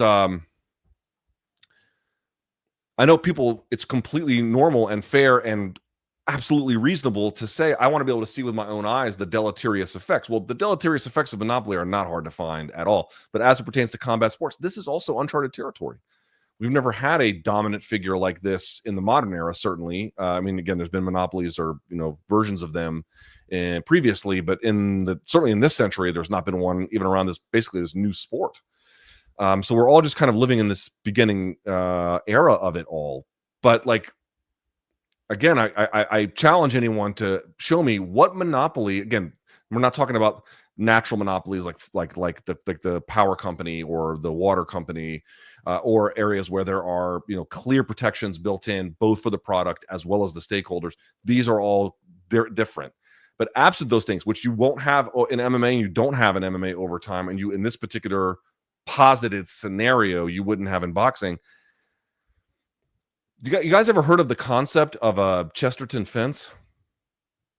Chesterton's fence. You ever heard of this from G.K. Chesterton? It's a very simple concept, but imagine a man walking down a road and he sees a fence, but there's nothing around. The fence doesn't make sense, and it doesn't serve any useful purpose that you can detect. So the man's like, you know what, I'm just going to tear it down. But then of course it ends up leading to deleterious consequences. It's this notion of sometimes you see certain things built into the world for protection that you're not even sure how useful it would be to you. But then in its absence, problems happen. I think letting a monopoly run over boxing would have any number of downstream effects to the consumer over time that would be quite deleterious, to say nothing of what kind of athlete wants to get into a sport where the damage is that high and the return is that low. I think you're really already seeing that in MMA with the fact that there's just not the kind of talent recruitment pool that there once was, seemingly even 10 years ago. But more to that, I've made this point before, listen, we all live in a world where you cannot participate in a capitalistic market without some level of exploitation being bought into what you do. It is simply inevitable. I made this point before. My phone is, I don't know how to buy a phone that's ethically made. I don't know how to do that, and this is a major problem. This is just a minor example. You could go on there, but just watching rank unfairness and lopsidedness take control over a situation without any regard for the stakeholders. I mean, I am kind of sick of the fighters never doing anything on their own behalf. You probably are too. But I do have a problem acquiescing to a world where we just give into that. I think it is fucked up to, oh, it must be nice to, I've said this before, with an American salary, I can go to Latin America and I can live like a king. You can have servants at your house all the time. But dude, if you live in an economy where the servant class is a real kind of ubiquitous thing, you're living in a fucked up economy. You just are. You're living in a deeply, deeply, deeply unequal economy. At some point, this should weigh on your decision making. And it should weigh on, I get that it's, it's a very difficult problem to solve as a tourist, what choices you make about how to spend your money in a foreign country. But I'm saying, in observing how they do things. Dude, this is rank unfairness that these people are bought into a system that they are stuck in for the entirety of, because there's no social mobility. Like, dude, that's fucked up. Like, it's shitty. It's shitty. I'm not suggesting that we're going to have a pauper class in boxing. The point I'm trying to make is exploitation absolutely has consequences. It bleeds out beyond the business model itself. It becomes normalized in larger business practices. A market that doesn't regulate its own monopolies and lets its industries consolidate absolutely risks any. I mean, dude, okay. If you don't regulate monopolies effectively and you allow industries to consolidate and they ossify over time, which is exactly what happens all the fucking time, we are living in a world today where, how do I say this? Let me think this through.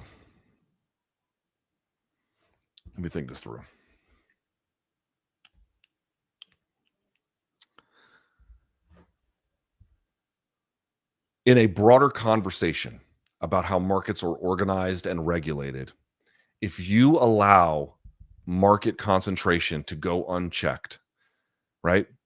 We're happening in the sports world, we're happening in telecom world, it's happening in you name it. This consolidates industry, it ruins consumer experiences, it results in any number of factors of wage theft for the workers and higher prices for the consumers and you name it. By the way, that's another one. They can just charge you out the ass and you have to pay it. You're asking, how does it benefit you? I'm not,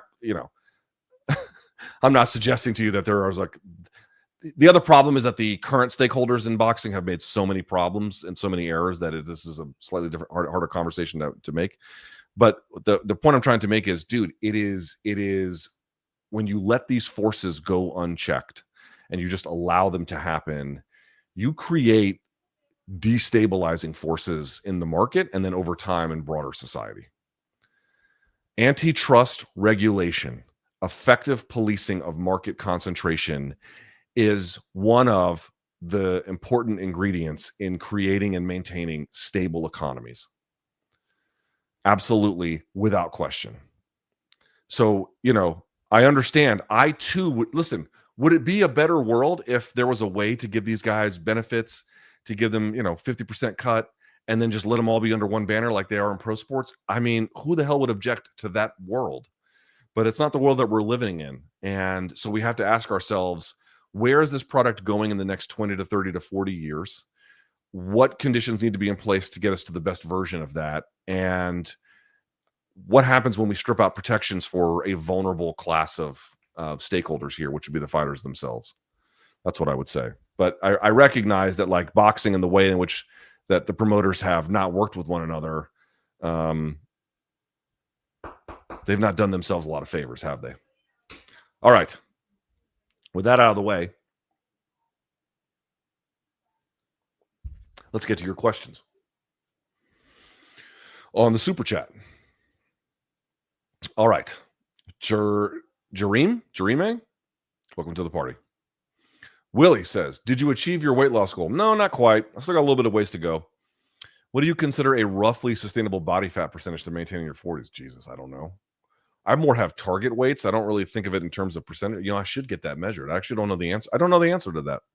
I mean, I'm sure you can look this up. There must be some kind of, measurement of this, but I'm unaware. The Last Stand says, what's up with the heavyweight division having a roster of 30 donks? What does it mean for Tom Aspinall Jones? We went over this earlier. Dude, there's a 50% chance if you're a heavyweight, you're ranked. Guys, what are we doing? Like, there needs to be a recruitment effort to get more heavyweights if we want to make effective use of all of this guy's time. It's insane. That division is in extraordinary disrepair. A Better Grappler says, Luke, hypothetically, if Trump does immigrant MMA, where he was like, these donks are going to fight each other, who would have the better base? South Americans? crossing multiple biomes or bomb dodging Gazans. Well, this is a very morbid joke. I don't think we should. I'm not really interested in participating in Gazan death humor. I'll just say that. 9:15 a.m. Luke, when you say MMA is the only sport where racism is prevalent, it makes me wonder if you're new to boxing or soccer. No. Dude, I follow Real Madrid, where people in Valencia are throwing fucking banana peels at Vinny on the field. The difference is that the organizations ban those fucking people from the stadium. It makes me wonder what you're talking about. They do something about it. They find these jamokes and they ban them from the fucking stadium. Now, this is very difficult to do as like a be-all, end-all solution because it doesn't end up really working, in part because, I love Spain, but I wouldn't call it the most racially progressive society I've ever seen. And so you got problems that are broader there, but at least the team comes out in support of the athletes. And then at least the team, along with, in certain cases, local law enforcement, ban these fucking losers from doing this again. In this world, they're like, not only are we not going to do something about it, but tune in Saturday to watch this racist get beat up. And it's like, I don't want to tune in to get him beat up. I just don't want to tune into him at all. Yeah, that's where I'm at. Like, not at all. It's not even the absence of nothing. They're cashing in on it. Can you imagine? Dude, Vinny would have put in his fucking trade papers or, requested to go to fucking Saudi Arabia or PSG if Carlo Ancelotti or, what's the donk, Florentino Perez came out and were like, you know what? Freedom of speech here in Spain. And in fact, if you want to see those racists have to take it, tune in on Saturday when Vinny plays, when Real Madrid plays here at the Bernabeu, or no, when Vinny goes on the road and plays at Sporting Gijón. It's unfathomable. It's unfathomable. This is there's racism in every fucking part of society. There's racism in every one part of our lives, especially if you grew up in the 90s. Yeah? Took a while to get over that for some of us. Or just, casual. We didn't even consider what it was. We just thought that was the way everyone was. But it turns out it's a pretty fucked up way to do things. The point I'm trying to make is they acted on it. They acted on it. Every organization in every sport has some, probably, I mean, like maybe the Irish hurling is different, but I don't know. It's got some kind of racism problem. But if they do something about it and they try to minimize it, I feel like that's real different than trying to cash in on it. Look, have you ever made a significant lifestyle change? Yeah. I and many others assume are stuck in the rut of I'll start next Monday cycle. Quitting drinking. I mean, I didn't quit. I still enjoy, the occasional margarita in studio, but I don't really drink anymore at all. Very, very, very rarely. Very rarely. Sure. Dude, at some point, like, it's kind of funny with this thing that I'm launching for the expanded content universe that I'm going to have, basically. People are like, well, where's it been? Where's it been? And the reality is a little bit of truth to that. Like, just get it started. Just go. Just start. Like, trying to intellectualize when I'm going to do it. I'm going to plan on this day, and then the day before that, I'm going to binge. Like, dude, you're going to get good at something practicing it. Practice it. It's as simple as that. I mean, obviously it's that's not true. It's not as simple as that. But on some level, understanding it on those terms it has been useful to me. Thank you. Welcome to the party, Omega. Deronimer, does DDP have the best shot variety in the UFC? You mean like wrestling shot, or you mean like striking variety? He's got a pretty wide striking variety and a pretty active one too. I don't know if he's got the best wrestling shot variety. Maybe, I don't think it's what you mean though. Omega says, Luke, thanks for all that you do and in the way that you do it, despite the nature and environment of the sport. I'm here for as long as I'm here. Thank you. Run them cheeks. MMA fighter you have been wrong about the most. Believe it or not, I was wrong about Anderson Silva. I knew he was good. I wasn't surprised about that, but I didn't think he was going to beat Dan Henderson, and then he did. And I was like, oh, Travis Lutter will submit him. And he got close, but then he fucked it up and didn't, I was wrong about him. for a while there, Robbie Lawler was really checked out in the sport, and that's not a joke. Like, anybody who was around at the time will tell you he was checked out.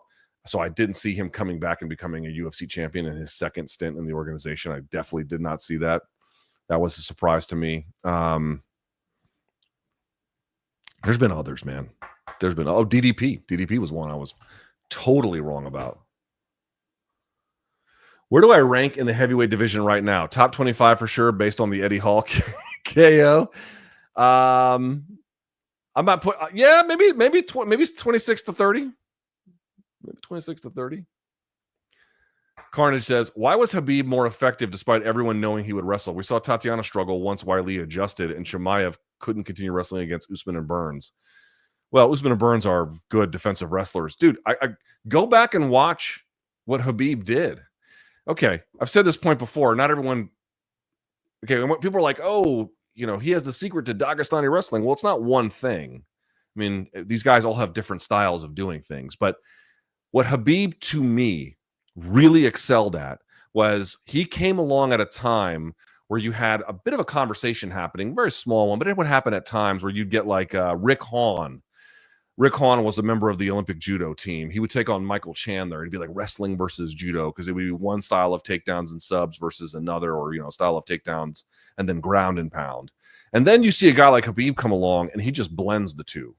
So he would have double legs, single legs. So he'd have hip attacks, leg attacks. Then he'd have body lock attacks, but he'd also have trips. He'd have throws. You know what I mean? He would have sasais. He'd have kouchigaris. He would have uchimatas. And then he would chain it between everything. So, I mean, he just had, and even on the single legs, he just had like advanced techniques where, again, you see it, dude, you'll see it now. You'll see somebody run another fighter into the cage. They'll grab a single leg and they'll pick it up, but the guy has their planted foot just flat on the ground, and then they'll fail on the takedown because they don't know how to transition. Dude, Khabib was way ahead of that 10 years ago, where he would run guys in directions, make them balance, then trip out the back leg. And then, and then on top of that, once he got the takedowns, he would have pins, rides, and he used all of that for effective ground and pound and for effective setting up of submissions the whole time. He completely, not by himself and not all at once, but like what he represents was a complete reordering of a lot of grappling principles about you could work off your back and all that shit. Like, those guys, they can do that. They don't do it. They blend everything else together for top pins, and from octopus from turtle, I should say. And all that. Like, that's where they wanted to do all of their work, and they were way ahead of the game in doing it. Now, the game is largely caught up with a lot of that that work, but you're asking one more time, like, why couldn't Tatiana do it? Did you see her doing any of those things? Like, she doesn't have those skills. Khabib has those skills. Now, again, I'm not trying to bag on Tatiana. I think she's a good fighter, and losing all that time to injury, I wouldn't wish on my worst enemy, but you get the idea. Like, there's just so much Khabib could do, and he was so far in terms of like how they planned fights, so far ahead of the curve in what they wanted to do, that the game was like they had no answer for it. Luke, followed your China Boy recommendation when visiting DC. It was a great stop. Later that day, got dim sum. I hope this is not some racist word. Da Hong Pao. Must recommend. I'm getting overwhelmed with the executive orders. Do you track Congress shot down? I don't know what that means. I can't keep up with everything that they're doing either. I think that's part of the point. But thank you for the donation. I'm sure I don't know how to answer what you're writing. I apologize.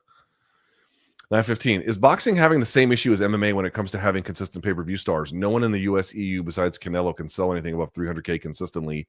$80 pay-per-views, not the 15 European ones. Yeah, and it's only getting worse. Dude, who is building the next big boxing star? Top rank a little bit. Abdullah Mason, that Torres kid, Richie Torres.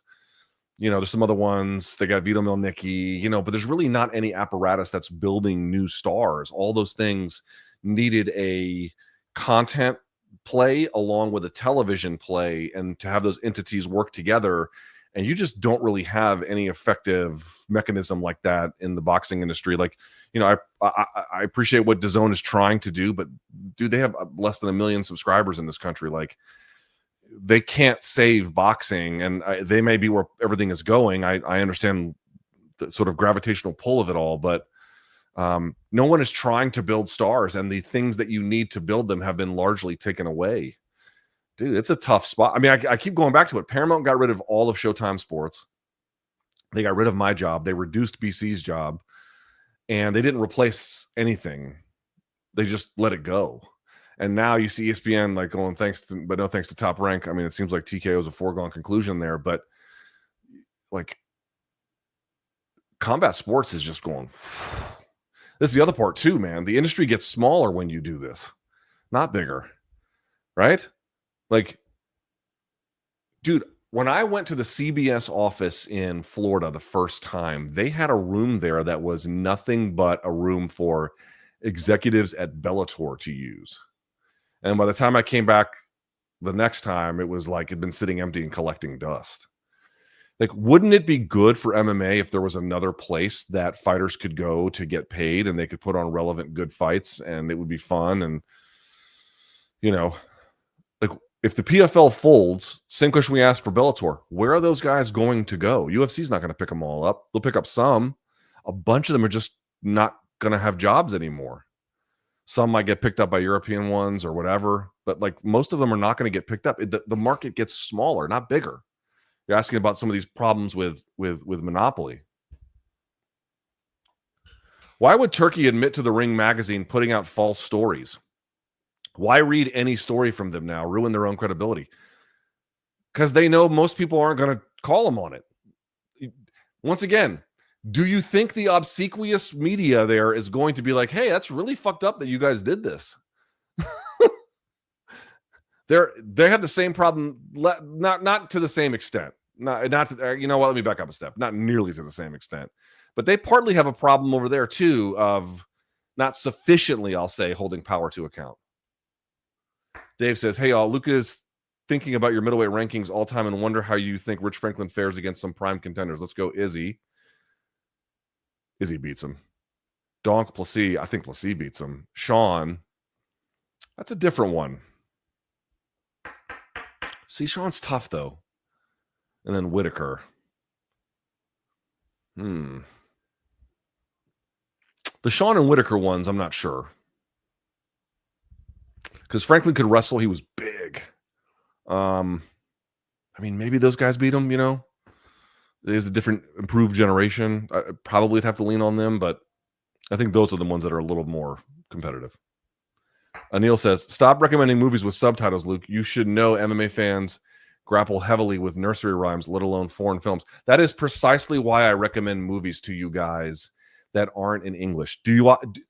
There are any number of people in your orbit that I have no doubt are recommending to you, or just ways you interface with technology that are recommending to you the newest. What did I see? Scarlett Johansson is in the newest Jurassic fucking Park movie. Did I see this?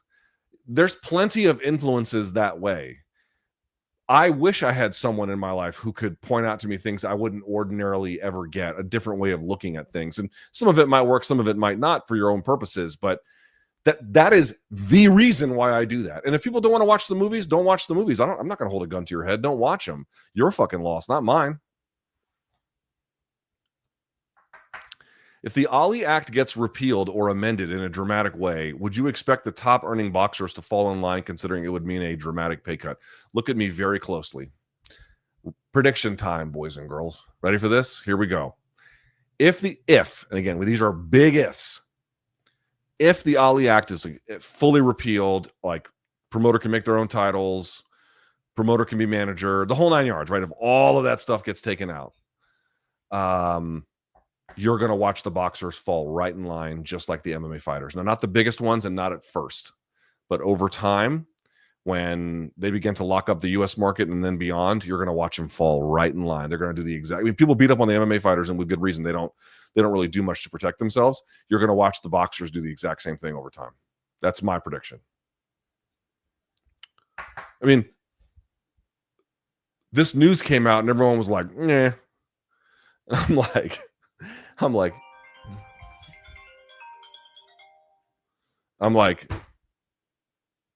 I don't think you Bubbas know who you're dealing with here.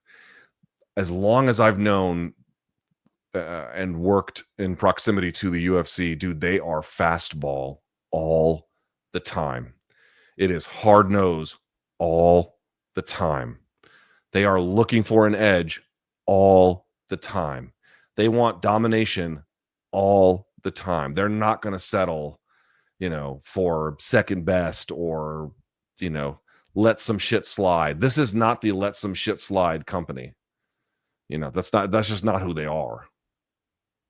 And so these people think that like, oh, they're not going to do anything. And even if they do, it wouldn't mean much. Dude, they will take your lunch money with that attitude.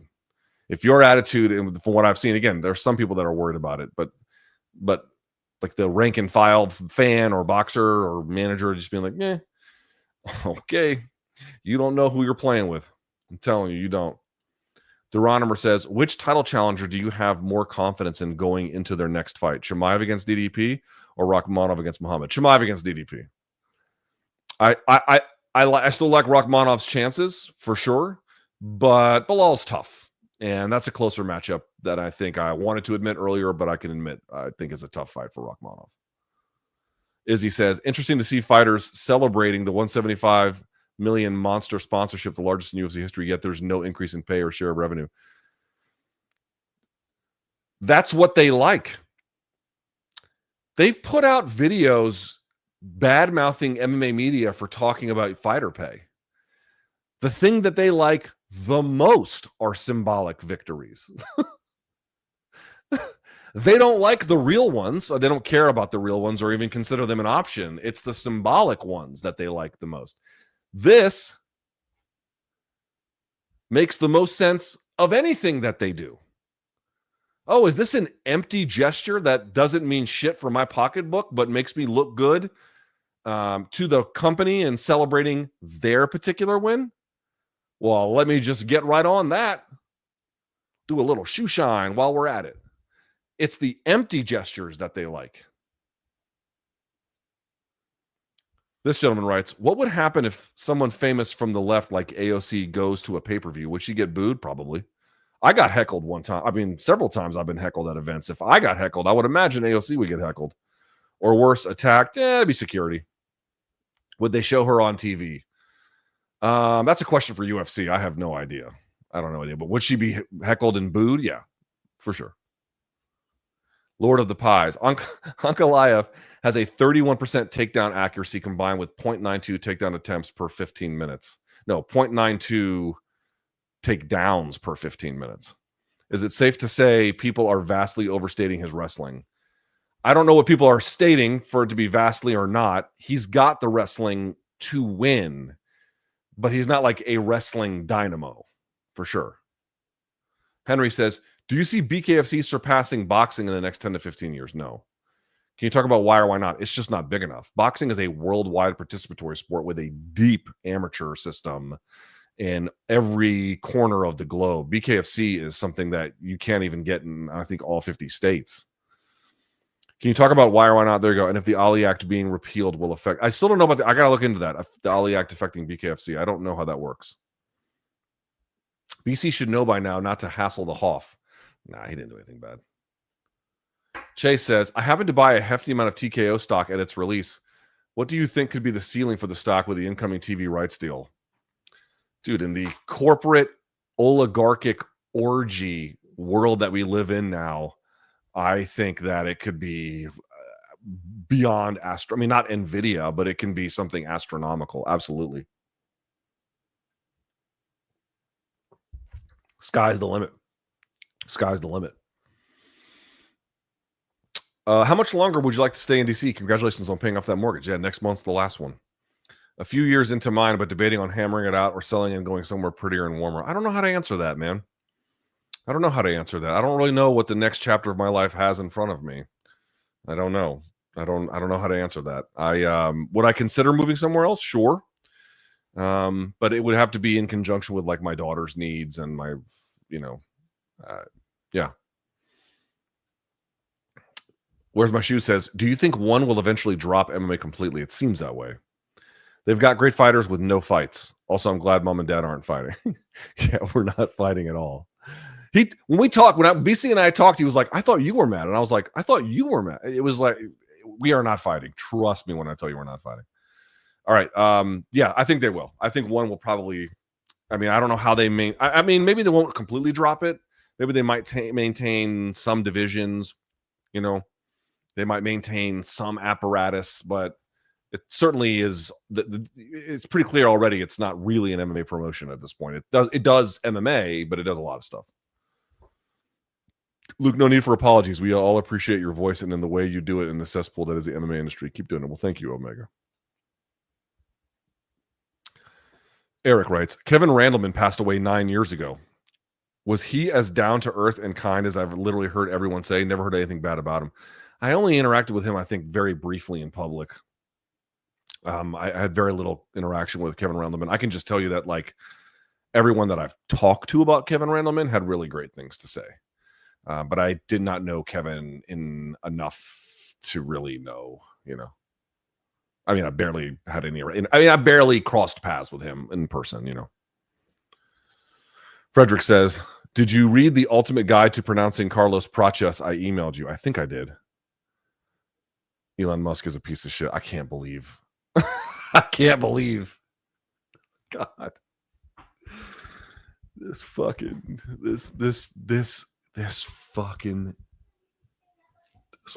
guy. This fucking guy is out there absolutely looting and illegally raiding the regulatory state. And every time they're like, oh, we discovered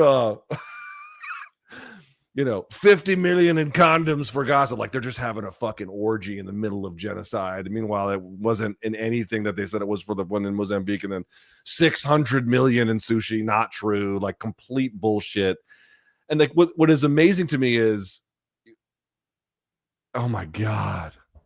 It's like, they're discovering all these items have all been publicly available for USAID and for the consumer, the CFPB.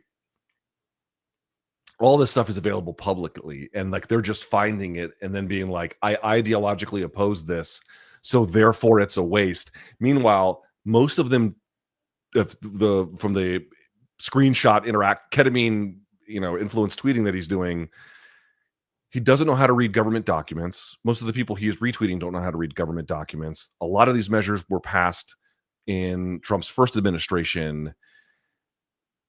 And it's not even like there's like literally no, there is fraud and abuse in the system, which the GAO has found in various places.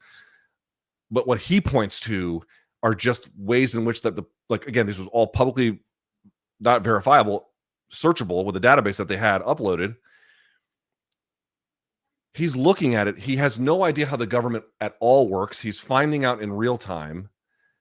And then because he is ideologically opposed to these different things, then calling it some kind of scandal with like this low information voter assessment of what the government is doing in this particular program or more broadly, and then scandalizing it because the followers also don't know how the government works or what these programs were for or who authorized them or why they're authorized or what value they play or anything, which isn't to say you need all of them. Again, there's a conversation to be had about American soft power abroad, but it's like, dude, you don't know how to read a government document. You don't know how, you haven't found any, dude, if there's fraud, you have to call the FBI.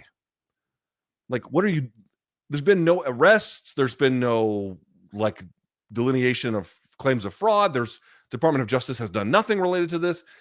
It's just, you're finding things that were there the entire time that you could have researched for public consumption without any effort into what the government was doing. You don't know how any of it works. You're just ideologically opposed to it, or you think you're ideologically opposed to it, in part because of either willful or otherwise bad faith readings, and then scandalizing the whole thing and then being like, yeah, we got to dismantle this. Meanwhile, it's like, dude,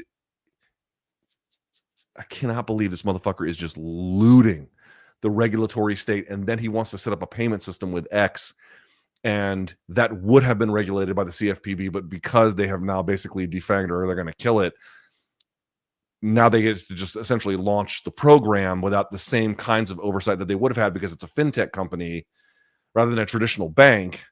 And that's what they wanted all along, was to do the fintech company because it doesn't have bank regulations, but it had CFPB regulations. Well, now you remove that, and now we can just fucking loot. it's like it's unbelievable. It's unbelievable. It's, you know, and I realize I recognize every time I say anything about Elon, like I lose like 50 or to 100 subscribers. You know, I get that. I get that there's people who are incapable of acknowledging that this guy is totally unprepared for this moment, cannot do this job effectively at all, is only itemizing ideological things that he disagrees with without in any way explaining what is, like, hasn't defined what waste, fraud, or abuse is. If you find fraud, you have to call the FBI. He's just rooting out shit that is part of the regulatory apparatus that has affected his kind of business, or the kinds of business that in certain cases that he wants to get into in terms of fintech with Visa doing the bank system or the payment system on X. It's like, and I recognize saying this, there's going to be an audience that's absolutely immune to hearing this. And I don't necessarily believe that just because economic pain is probably going to be headed our way when this fucking idiot causes us to go through the debt, to breach the debt ceiling. You know, I mean, we went through a pandemic that killed over 1 million people, and people just didn't give a shit. So I don't know that pain necessarily will be the defining feature that causes everyone to wake up, but I do think there is pain headed our way. I don't know when exactly, I don't know how exactly, but I don't trust this fucking moron under any circumstances whatsoever. And but he's going to get richer than he already is. He sure is. Spaghetti God, Nicksick was upset over Sean's performance, yet there's been no indication they actually had a different game plan in training camp. So what did he expect? Oh, I don't think that's true. I don't think that's true. I bet that they did. Again, having not spoken to Eric, I don't know.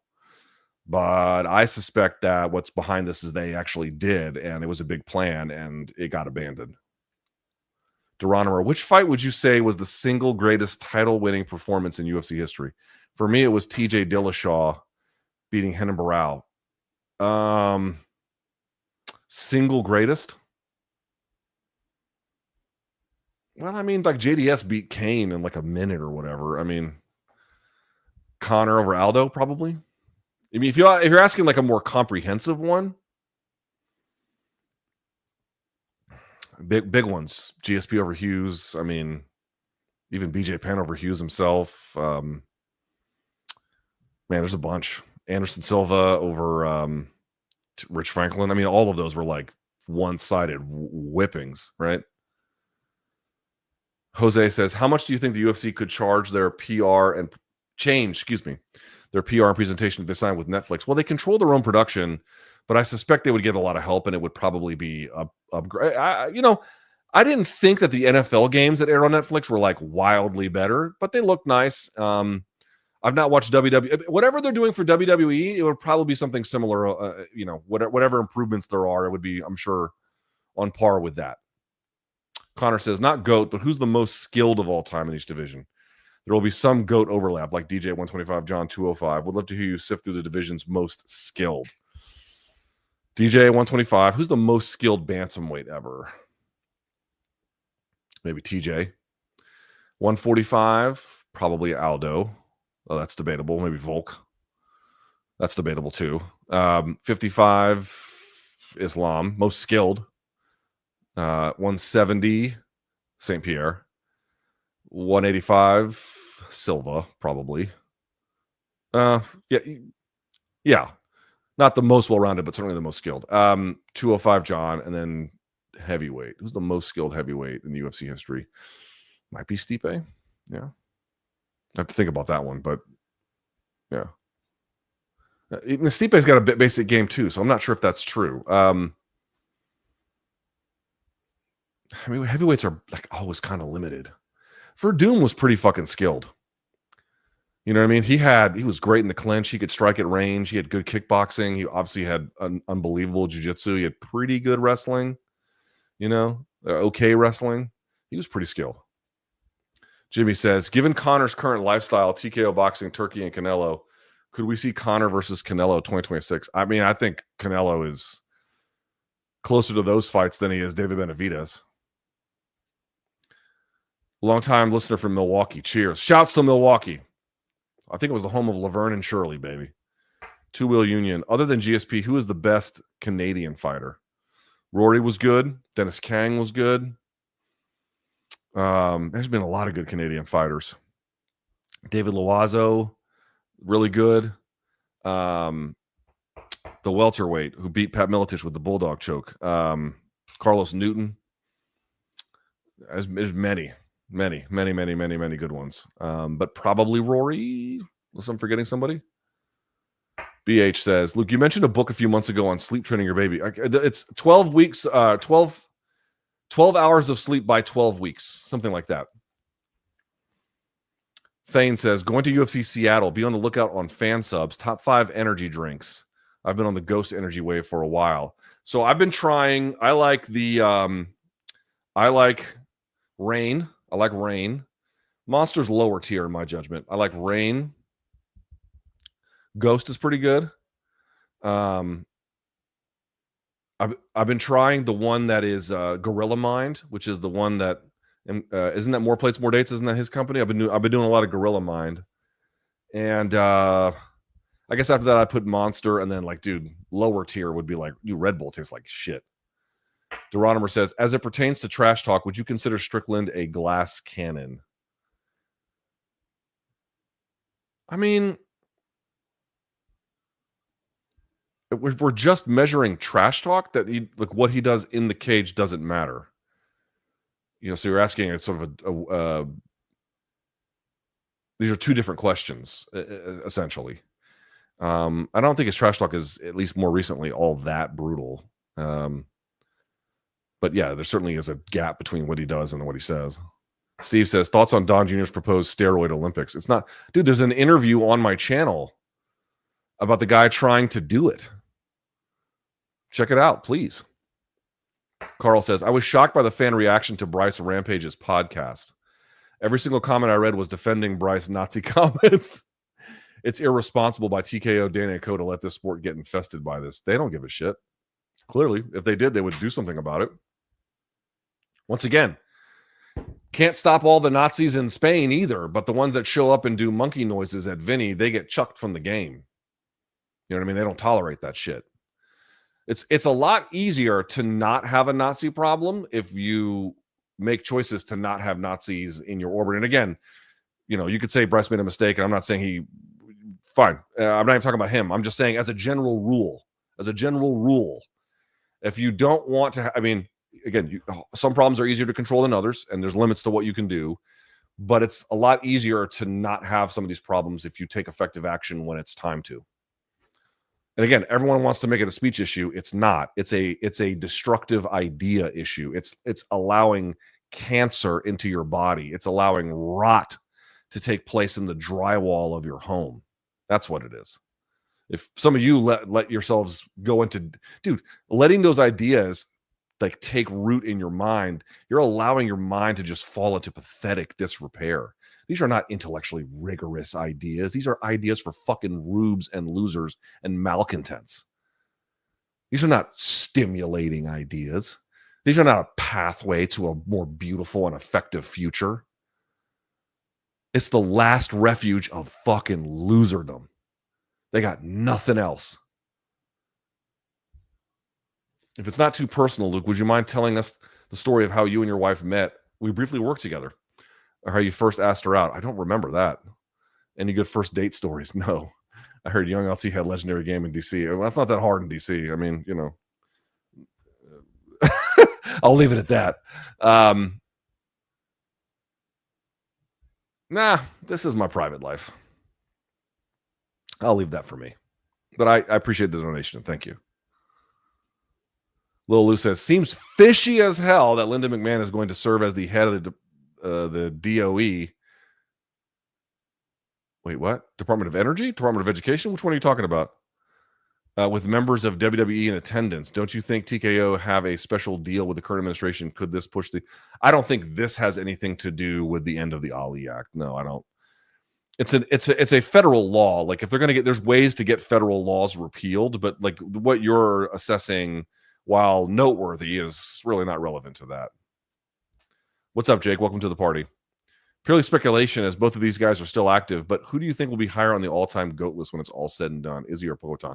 Let's see what Poatan does. We're not at a place where we can make a call yet. I think Poatan's got the ability because he was a two-weight world champ. I mean, if he became 3, then this conversation over. But he doesn't have to do that necessarily, Is there a bigger poser in the sport of boxing than Edgar Berlanga? Dude threw a parade after he lost without winning a round. Now he's ducking guys like Plant, Sarasi, and Munguia. Dude, I said that when they made that fight. People were like, oh, that fight's fine. I'm like, that fight was bullshit. Canelo made a bullshit-ass fight. It made a bunch of money, but it was a bullshit fight. And, he did like a fucking huge thank you tour afterwards, which was amazing. Now, what you'll hear people say is this fight he's taking against the guy who hasn't fought or took like an 11-year break anyway, is that it's the last one on his current deal. He might re-up for someone else. He's just sort of getting through the motions. Okay, fine. Still a bullshit-ass fight. The fact that you mentioned the Chesterton's fence concept on MK is why I follow you. You're one of the very MMA reporter journalists that make me think and think and educates me. I'm doing my best. I appreciate that. Thank you very much. If Topuria follows Connor's footsteps, how do you think he does against Crawford in a boxing match? Topuria? I think he gets wiped the fuck out, and I love Topuria. I think he gets completely wiped out. I've already seen this one. Thank you, though. No. We have not lost our democracy. However, I will tell you this. I read this essay, was it yesterday, 2 days ago? I can't remember anymore.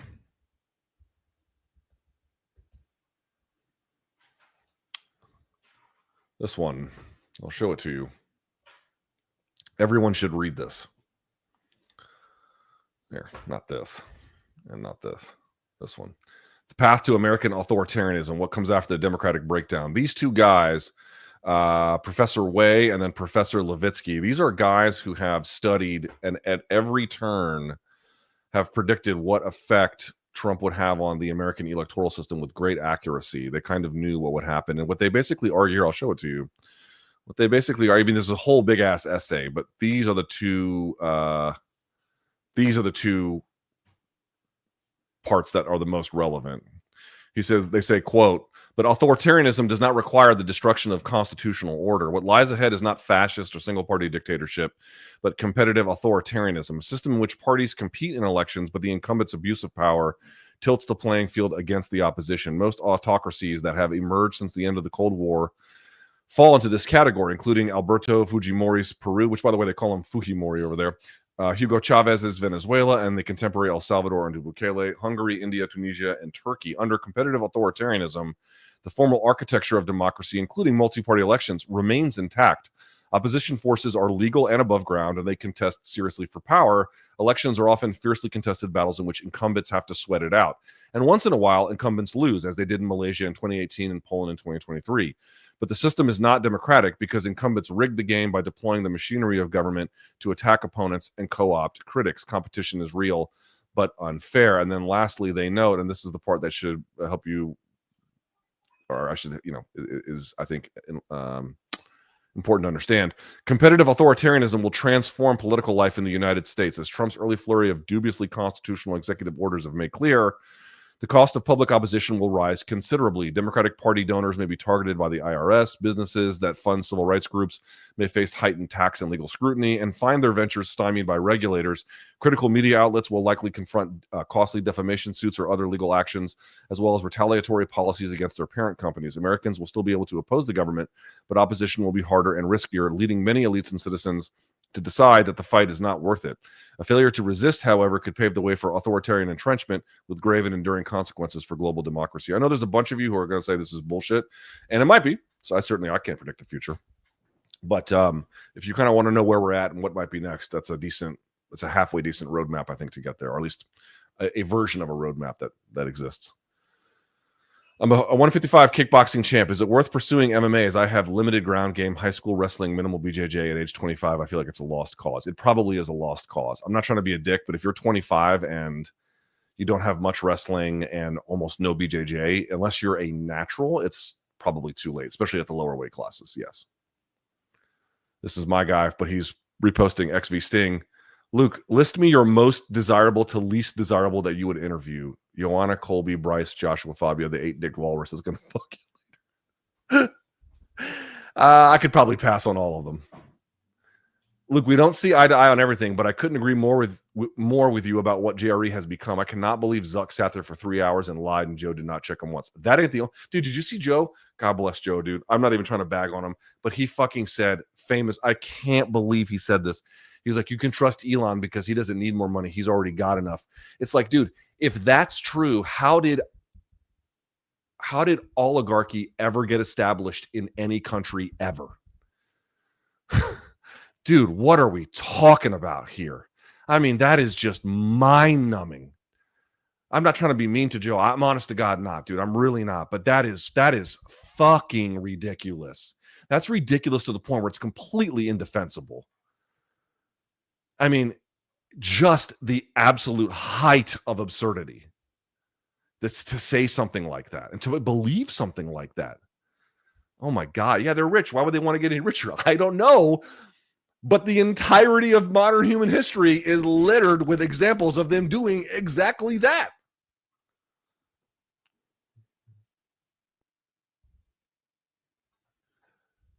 Do you think that the complacency of the UFC in terms of not pursuing the top prospective talent anymore has contributed to light heavyweight and heavyweight divisions being so shallow? I don't see how you can't.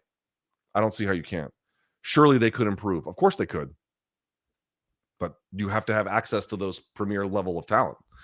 Saw something about Connor signing a girl pop band. Have you seen this? I did. BC sent it to me. I guess he's a shady music promoter now. He has a record label. I think he just signed it to the record label. What the fuck is going on? Yeah, I think it's just part of his record label. Sharma says, who's more fortunate for having held the championship, Jamal or Strickland? Probably Jamal. Thoughts on current constitutional crisis and Elon? I mean, I've kind of been over this. I won't belabor the point. And Elon's ridiculous speech in the Oval Office. When will Congress step in and say enough is enough, dude? I would like to take a moment to remind everyone that when I said that the Democratic Party in this country was weak and pathetic, I had people reach out who told me that was really unfair, and I have to tell you, no, it was not. No, in fact, that was probably generous. Weak and pathetic is, I mean, did you see what Hakeem Jeffrey said?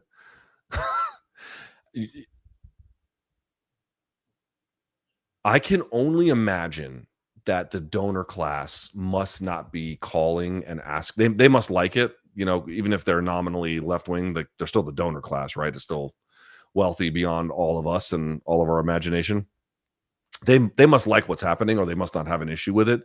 Because if they were calling, I feel like he would be much more responsive, but he's not. So that's the best guess that I can come up with. But that sort of tells you like what they're beholding. Dude, it's a corporate, dude. The Democratic Party in this country today, February 13th, 2025, they are corporate-owned losers to the bone. We don't have a real left-wing party in this country. I'm sorry, we do not. And I know people on the right think that's crazy. They're like, oh, the Democrats they're insane. I'm like, dude, I wish my political adversaries were this pathetic. I wish. That is not the reality. That is absolutely not even close to the fucking reality. They are pathetic. It's a pathetic, worthless party, essentially. There are different, I think there's different actors who are better than others in the space, but losers to their core of their being is what they are. Guys, here is what the Democratic Party does in this country. Okay. And this is, if you're right wing, please listen to me. What they do, the current Democratic Party, what they do is they essentially allow for the right wing government at various points to either govern, like this helplessness that they can't do anything. They allow for their political adversaries to stomp all over them, but not ever to get really eliminated, because the role that they serve in the broader political party economy is to police and keep out any kind of populist push. That's the role that they play. They discipline and limit any kind of populist push, again, with some exception, in favor of a corporate duopoly that the other party simply allows to, on some level, continue as like a, kabuki theater. That's the role that they play. They don't actually play a role in advancing an important agenda for Americans. You don't have enough contempt for them. And not because I think the Republican Party's got the answers. I think these fuckers are about to tank the whole shit, and we're all going to get fucked in the process. That's really what I believe. But we don't know. I don't know that. We'll have to see. We shall see. But in terms of a new and coherent and bold vision that speaks for working class Americans, that from a left-wing perspective addresses deep economic need and effective, important market regulation, they simply don't exist. They don't exist. They do not exist in this country. Hard to articulate, but free is protected, but it's normal verbal abuse. Mental abuse is worse than physical. That depends on the abuse. Why is physical bad, but mental abuse is protected? We can fight fire with fire, but not water. Oh, you mean the mental toll that all of this dumb shit takes on everyone? Why is physical bad, but mental abuse is protected? I mean, this is the way of the world, man. I don't know how to answer that one. It's a good question. It's just where we are. I don't have an articulate response to this one. This is a choice that we made a long time ago. Luke, thoughts about the 30-second Kanye ad on Super Bowl? I missed it. I was doing something else when it happened. That directs you to the Yeezy website, where the only item for sale was a swastika t-shirt with a Nazi part number. What I found out was that was not the case when the ad aired. They changed it later, and then Shopify dropped the website, so it's gone now. But yeah, that was weird. Why is there no buzz at all for Better Bia versus Bivol? Because it's in Saudi Arabia. They're not promoting it. What kind of a question is that? MK all day. Thank you, Sal. What you got, bud? Ashley. The Rue. What else you got, Lug? I got more of this. Are Teo and Ryan banned for what they said? No. Well, first of all, we don't know what Teo did or didn't do. He intimated he was related to it. We don't know what he did.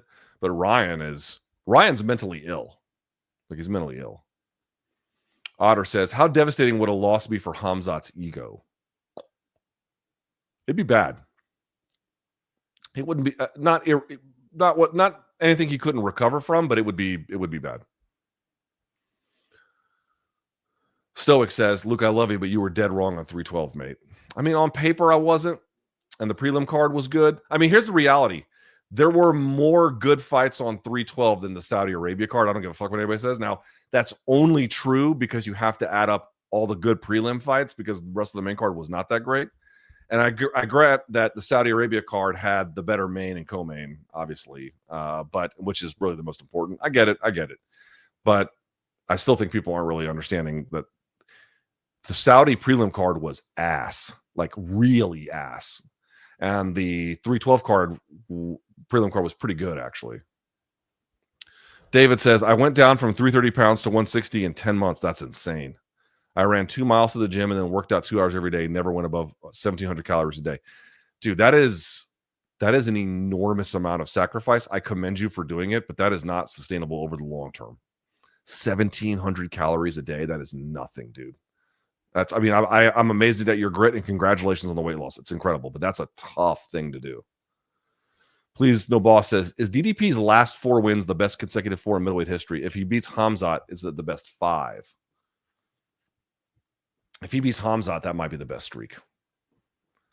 If he beats Khamzat, it might be the best streak. Yeah. In terms of like quality wins. Not numerical, obviously. Luke, can you rank your top 15 executive? No, I cannot.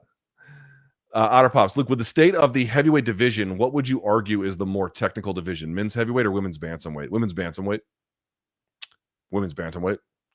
Men's heavyweight is butt cheeks. Jewel says, have you seen FD Signifier's video about Mike Tyson? Not yet.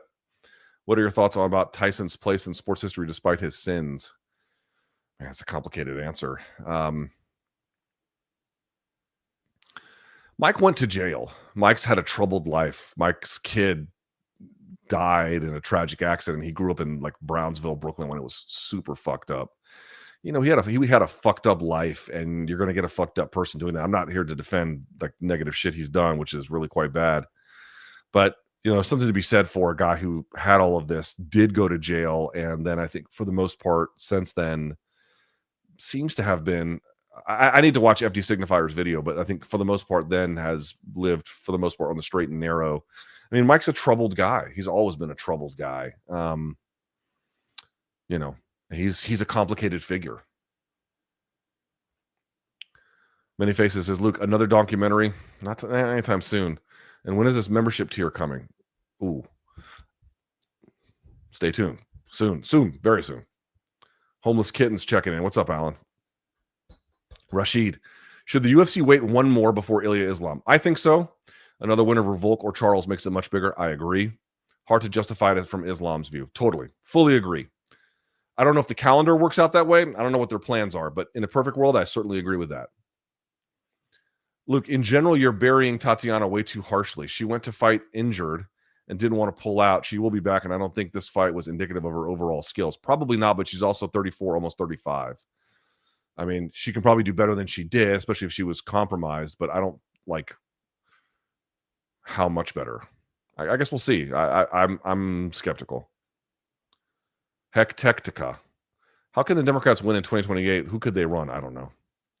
AOC, maybe. Josh Shapiro, maybe. Harris again? Probably not. What must they change? They have to become a party for the working people. Simple as that. You have to have real solutions for the fact that healthcare and dude.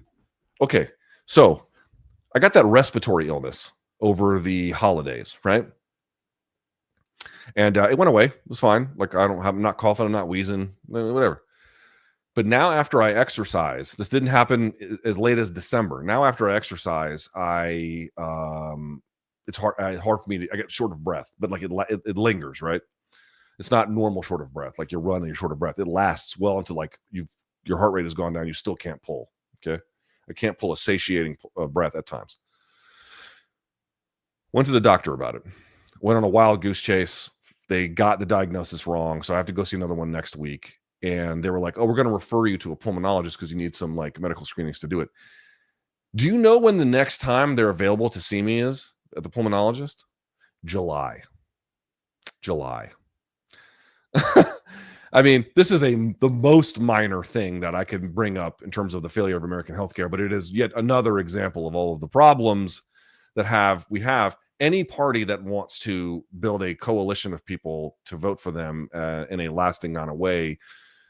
I mean, wait times is one thing, but substantively addressing medical debt, substantively addressing college affordability, substantively addressing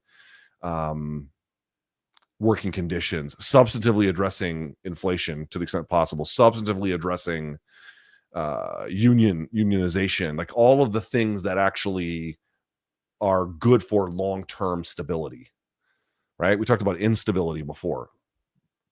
Rebuilding into that is going to be, I think, both capable of building a broad coalition as well as a stabilizing force. And from what I can tell, they don't have any interest in that.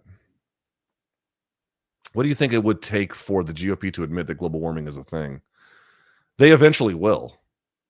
I mean, maybe not in our lifetime, but they will. My money's on a major coast city turning into Atlantis. Even then, it's a toss-up. Even that wouldn't do it. But over time, it will just be considered conventional wisdom. Again, they don't want Greenland just because, you know, it's a cool thing to have or whatever. It's the shipping routes when the ice melts and then the natural resources underneath the permafrost there. Like, that's why they want it. All of those are a function of a warming planet. I mean, they can say what they want. They're telling you what they actually think. Thoughts on Usyk saying he wants his retirement match? Okay, we're going to talk about this on MK tomorrow. Also, when UFC and boxing announce pay-per-view numbers, are those U.S. or global? Those are typically U.S. It depends, but typically U.S. It's the biggest pay-per-view market that exists. So it's or North America is a better way to put it. I mean, if it's Usyk's retirement fight, I'm not opposed to it. I'm not opposed to it. I mean, I don't know how great it would go for Poatan, but I mean, it's why not? At that where we are now, why not? Do you have an all-time favorite fighter to root for? Likewise, favorite fighter to root against? I used to, not anymore. I don't really root against fighters in that way.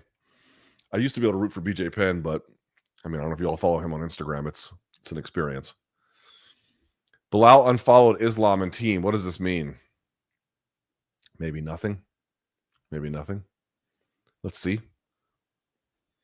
Michael says, who would you like to see Strickland fight next? Rematch with Imavov, rematch Stylebender, or fight Whitaker? Whitaker one sounds interesting. I like that fight. That's a cool one. For your Valentine's date fund. Thank you, my friend. It's very kind of you. I appreciate that. How them socials be? We're doing skits and bits. The thing I've noticed about fighters who appeal to the lowest common denominator of the fans always turn on them in the end when they lose. Well, that's true no matter who they are. I mean, everybody loves a winner, everybody hates a loser. It's as simple as that. The Parasite director, Bong Joon-ho, once you overcome the 1-inch tall barrier of subtitles, you'll be introduced to so many more amazing films. Also, The Sympathizer on HBO is a fantastic miniseries. Not seen it, but I've seen that quote before from him, and he's so right. The vast array of universes you get access to when you just get over the fact that there's subtitles. Matt says, over under 50% of fighters were in remedial classes going. I mean, we don't need to be insulting in that particular way. Alan says, I saw Chandler celebrate the settlement for ex-UFC fighters. This person writes, why are fighters so stupid? Even at a bare minimum intelligence, the fighters know this is bad. I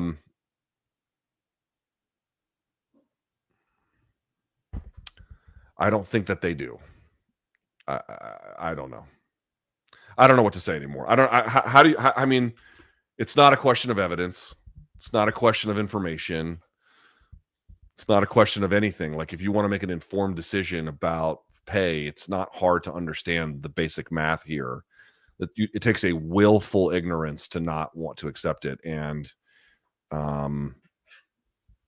I just think that a lot of these fighters, they like a command structure, you know?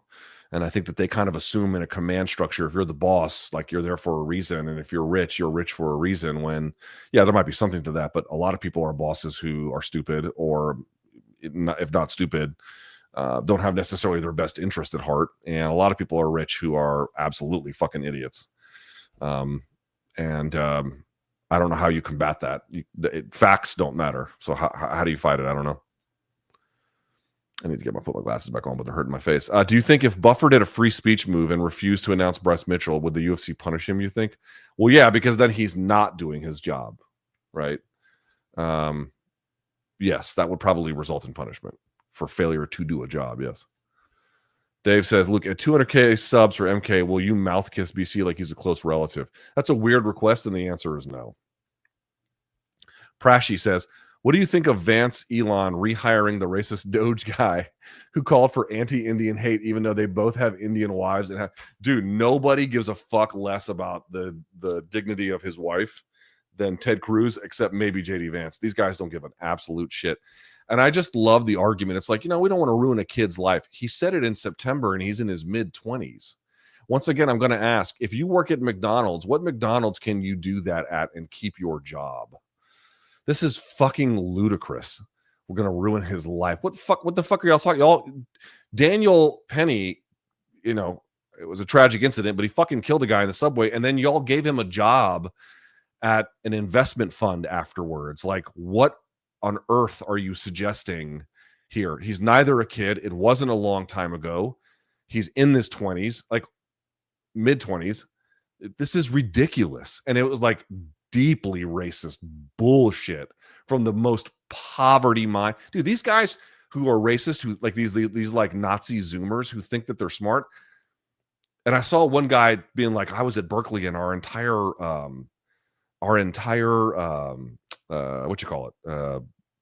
project was accidentally deleted the night before, and he rolled up his sleeves and he spent all night doing it. Oh, he did a undergraduate project in a night at Berkeley. This is supposed to be some evidence of fucking genius. He did undergraduate work in quick succession. Oh my God. There's nothing about that is brilliance. That's not even bordering on brilliance. That has nothing to do with brilliance. People use the word brilliant to describe people that do not deserve that title. A brilliant person is a rare thing. It's a rare thing.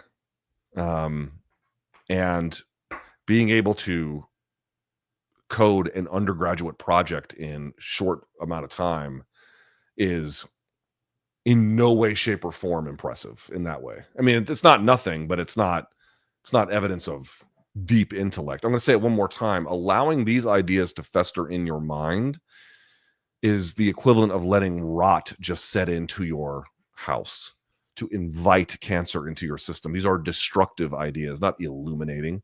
You don't learn anything from them. They limit what you can learn. The espousal of that can only happen from a small mind or a sick one. Alan says, it's like I'm watching Mike Judge Idiocracy movie play itself out in real life. Dude, how about the fact that they're disappearing people to Guantanamo? That's a fun little wrinkle that I just discovered today. Luke, no hate at all intended by this. How do you feel about having to do ad reads, specifically around gambling company apps? I totally understand ad importance for money, but it does give you pause. I mean, I'm trying to pay attention to the latest research about it all and some of the latest legislation. I would just say this. Gambling and fight sports go hand in hand from the very beginning. Like, if you're a hockey fan, gambling on all that shit on your phone, that's all new to you, right? Or a football fan, I mean American football. I don't know about world football, but but like, guys, when I first started getting into MMA, odds were one of the very first things that people were talking about. Like, athletic commissions were created in the early parts of the 20th century to combat promoter malfeasance and to crack down on illegal gambling. They are part and parcel together. So, like, I can understand there are some questions about what's a healthy level amount of gambling to have in society. Totally fair. I can understand if people who are relatively new to this from other sports, like I'm gambling on college football now. Again, there's questions to be asked about that, but I don't get involved in those worlds. I'm involved in, well, I mean, they're online gambling, but in terms of fight sports, if there is any place on earth where the two go hand in hand, and I don't have any moral hangups about, it's in fight sports. And I think there's a big, big difference between all of them. But fair to say, are there questions about what the appropriate amount of gambling we allow and what instruments we use to allow gambling in society? And should those conversations be had? 100%, for sure. You have to. Albert says, nearly all of my questions as a member were ignored, and I tag Othello. We need a better system. Othello, oh, here he goes. You answered Albert's question with Ilya Crawford. He missed my message confirming I saw it. System works fine. Othello shitting on y'all. If we miss anything, again, let me know. But I feel like Othello does a great job. Little Lou, thank you. For Othman's Kit Kat Bar Fund, he does love Kit Kat. DW2, if Elon guts Medicare, Medicaid, Social Security, do people hit the street? They're not going to completely cut it. They're just going to cut a lot of it. They're going to, I think, try to cut a lot of it anyway. Do people hit the street? Again, I am curious to see what happens when the pain finally hits. And what that will do for electoral coalitions. We'll see. I mean, can't say they weren't warned. Two Changs. Vegas finally got rain today. It's been 214 days without it. Wow. Should I spend all day being productive or should I donk out? Donk out. You're in Vegas. What the fuck would be the point of being productive? Christian says, thoughts on pan de bono? I like it okay. Used to love going to my local Colombian bakery as a kid and ordering it fresh out of the oven. P.S. You are the real gringo poppy. Pan de bono is okay. My favorite are buñuelos. Buñuelos are my favorite. You can look those up. Not you, but people listening. For Othman's Vodka Tonic Fund. Yeah. Manic Hispanic. Why are you so woke, MAGA? I don't think projecting a asking for a party that prioritizes the working class is woke. I haven't mentioned one thing about race. This is what I love about this. Look at this. Look at this comment. Have we talked about race? Nope. Have we talked about gender? Nope. Have we talked about stupid ass culture war stuff? No. Have we talked about DEI? No. Have we talked about any of the stuff along the same culture war battles? Nothing. Zero. Not at all. And yet you still get called. It doesn't mean anything. It's the most empty fucking rhetoric imaginable. It doesn't. If you can literally avoid every single culture war landmine and still get called that, it doesn't mean anything. I mean, you can still say, like, you can find my views odious or you disagree, and that's all fine. But under the traditional conceptions of woke, like we haven't even had woke topics. So how can it? You know what I mean? Like, it's pathetic. Which UFC fighter looks the scariest? Hamzat. Austin says, ref energy drinks combo. Oh, and with reference to the energy drink combo earlier, Afghan Rip, they were top tier. I didn't have that. I don't know about that. King Donk, love the content. How come members still get ads? You'd have to get premium to not get ads, I think. Can you get them removed from future live chats for us? I don't think I can do that. If I can do that, I will. I don't think I can. I literally don't think. If I can, I will. But I don't think YouTube gives me the tools to do that. I don't think that's one of the things I can do. Alan W says, Othman, you remind me of Ray Romano. It's not a bad thing, but here's $10. All right.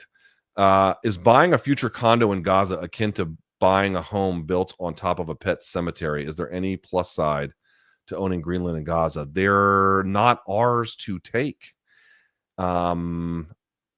Is there any plus side? Is there any plus side to genocide and ethnic cleansing? Guys, I'm going to say the answer to that is no. I think that is the kind of thing that breaks a society. You know what I mean? Henry says, why do you think a lot of Marvel movies recently have sucked quality-wise? Because they're spitting them out with not the same kind of thematic coordination. There's superhero fatigue, I think. Will you be watching Brave New World? No, it has an Israeli superhero. I'm going to be skipping this one. Not interested in contributing to that. Bruce says, what do you think about old Trump Jr. backing the steroid Olympics and claiming it as a liberation movement for suppressed athletes? I mean, that's a little bit strong of a language, but I don't mind. Guys, I have had the guy on my show who's behind it. We have talked about it, the enhanced games. I think it should be a thing. I don't really have a problem with it. Whether or not it's a giant liberation movement for suppressed athletes, that seems a little strong. But as an alternative to the Olympics, I think it's great. Well, in theory, we need to see what it looks like. What's more likely, Davis by KO or Barincic by unanimous decision? Davis by KO. Thoughts on Usyk's retirement fight? We kind of went over this one, but I appreciate the question. Would the UFC let Alex fight? I mean, your guess is, I don't know. Any thoughts on Nina Drama metastasizing into MMA? You mean cancer metastasizes in the body? I don't think that's the way we would be describing that. That's not the way I would describe that. We talked about at the top of the show about the obsolescence of MMA media. This is, you as a viewer have to decide what's important to you. And they've made that decision. It's not for me. It's not for me at all. But the solution is not to cast these people out of the sport. The solution is to prioritize the people who are sticking their necks out to the extent that anyone is doing it to do journalism. Howdy, Luke. For Canelo versus Crawford, what would Crawford have to do in order to walk away with a win? Turn him. Abrazos y amor por tu y tu familia, especialmente en este tiempo. Yeah. Tú también. Turn him. He's flat-footed, constantly giving him angles, turning him. I believe that. And walking him down, too, which is going to be easier said than done, but turning him. Will says, has Ilya done enough to jump to lightweight? Not yet. He needs to do more. I think one more fight is pretty good. Okay, boys and girls. Thank you. I should say boys and girl. Thank you so much for watching. I greatly appreciate it. Let's see. There'll be no live stream this weekend, but we're going to have I'm thinking about doing like a 7-hour live stream the following week because that card is a bonkers. So I don't know. I got to figure out something. That's going to be a crazy, crazy day. But okay. Let's see. Be on the lookout for, I'll put this up on the podcast feed tomorrow morning. I'm out of here for now. I love you all. I appreciate you all watching. MK tomorrow at 11 with some, I hope, improved business practices. And I appreciate everyone's patience with that. And sorry Monday wasn't what it should have been, but hopefully Friday can be what it should be. All right? Thank you guys so much. I really appreciate it. I will talk to you soon. Stay tuned for updates. They are coming. I know it sounds like they're not, but they are. Until next time, stay frosty. All right, boys and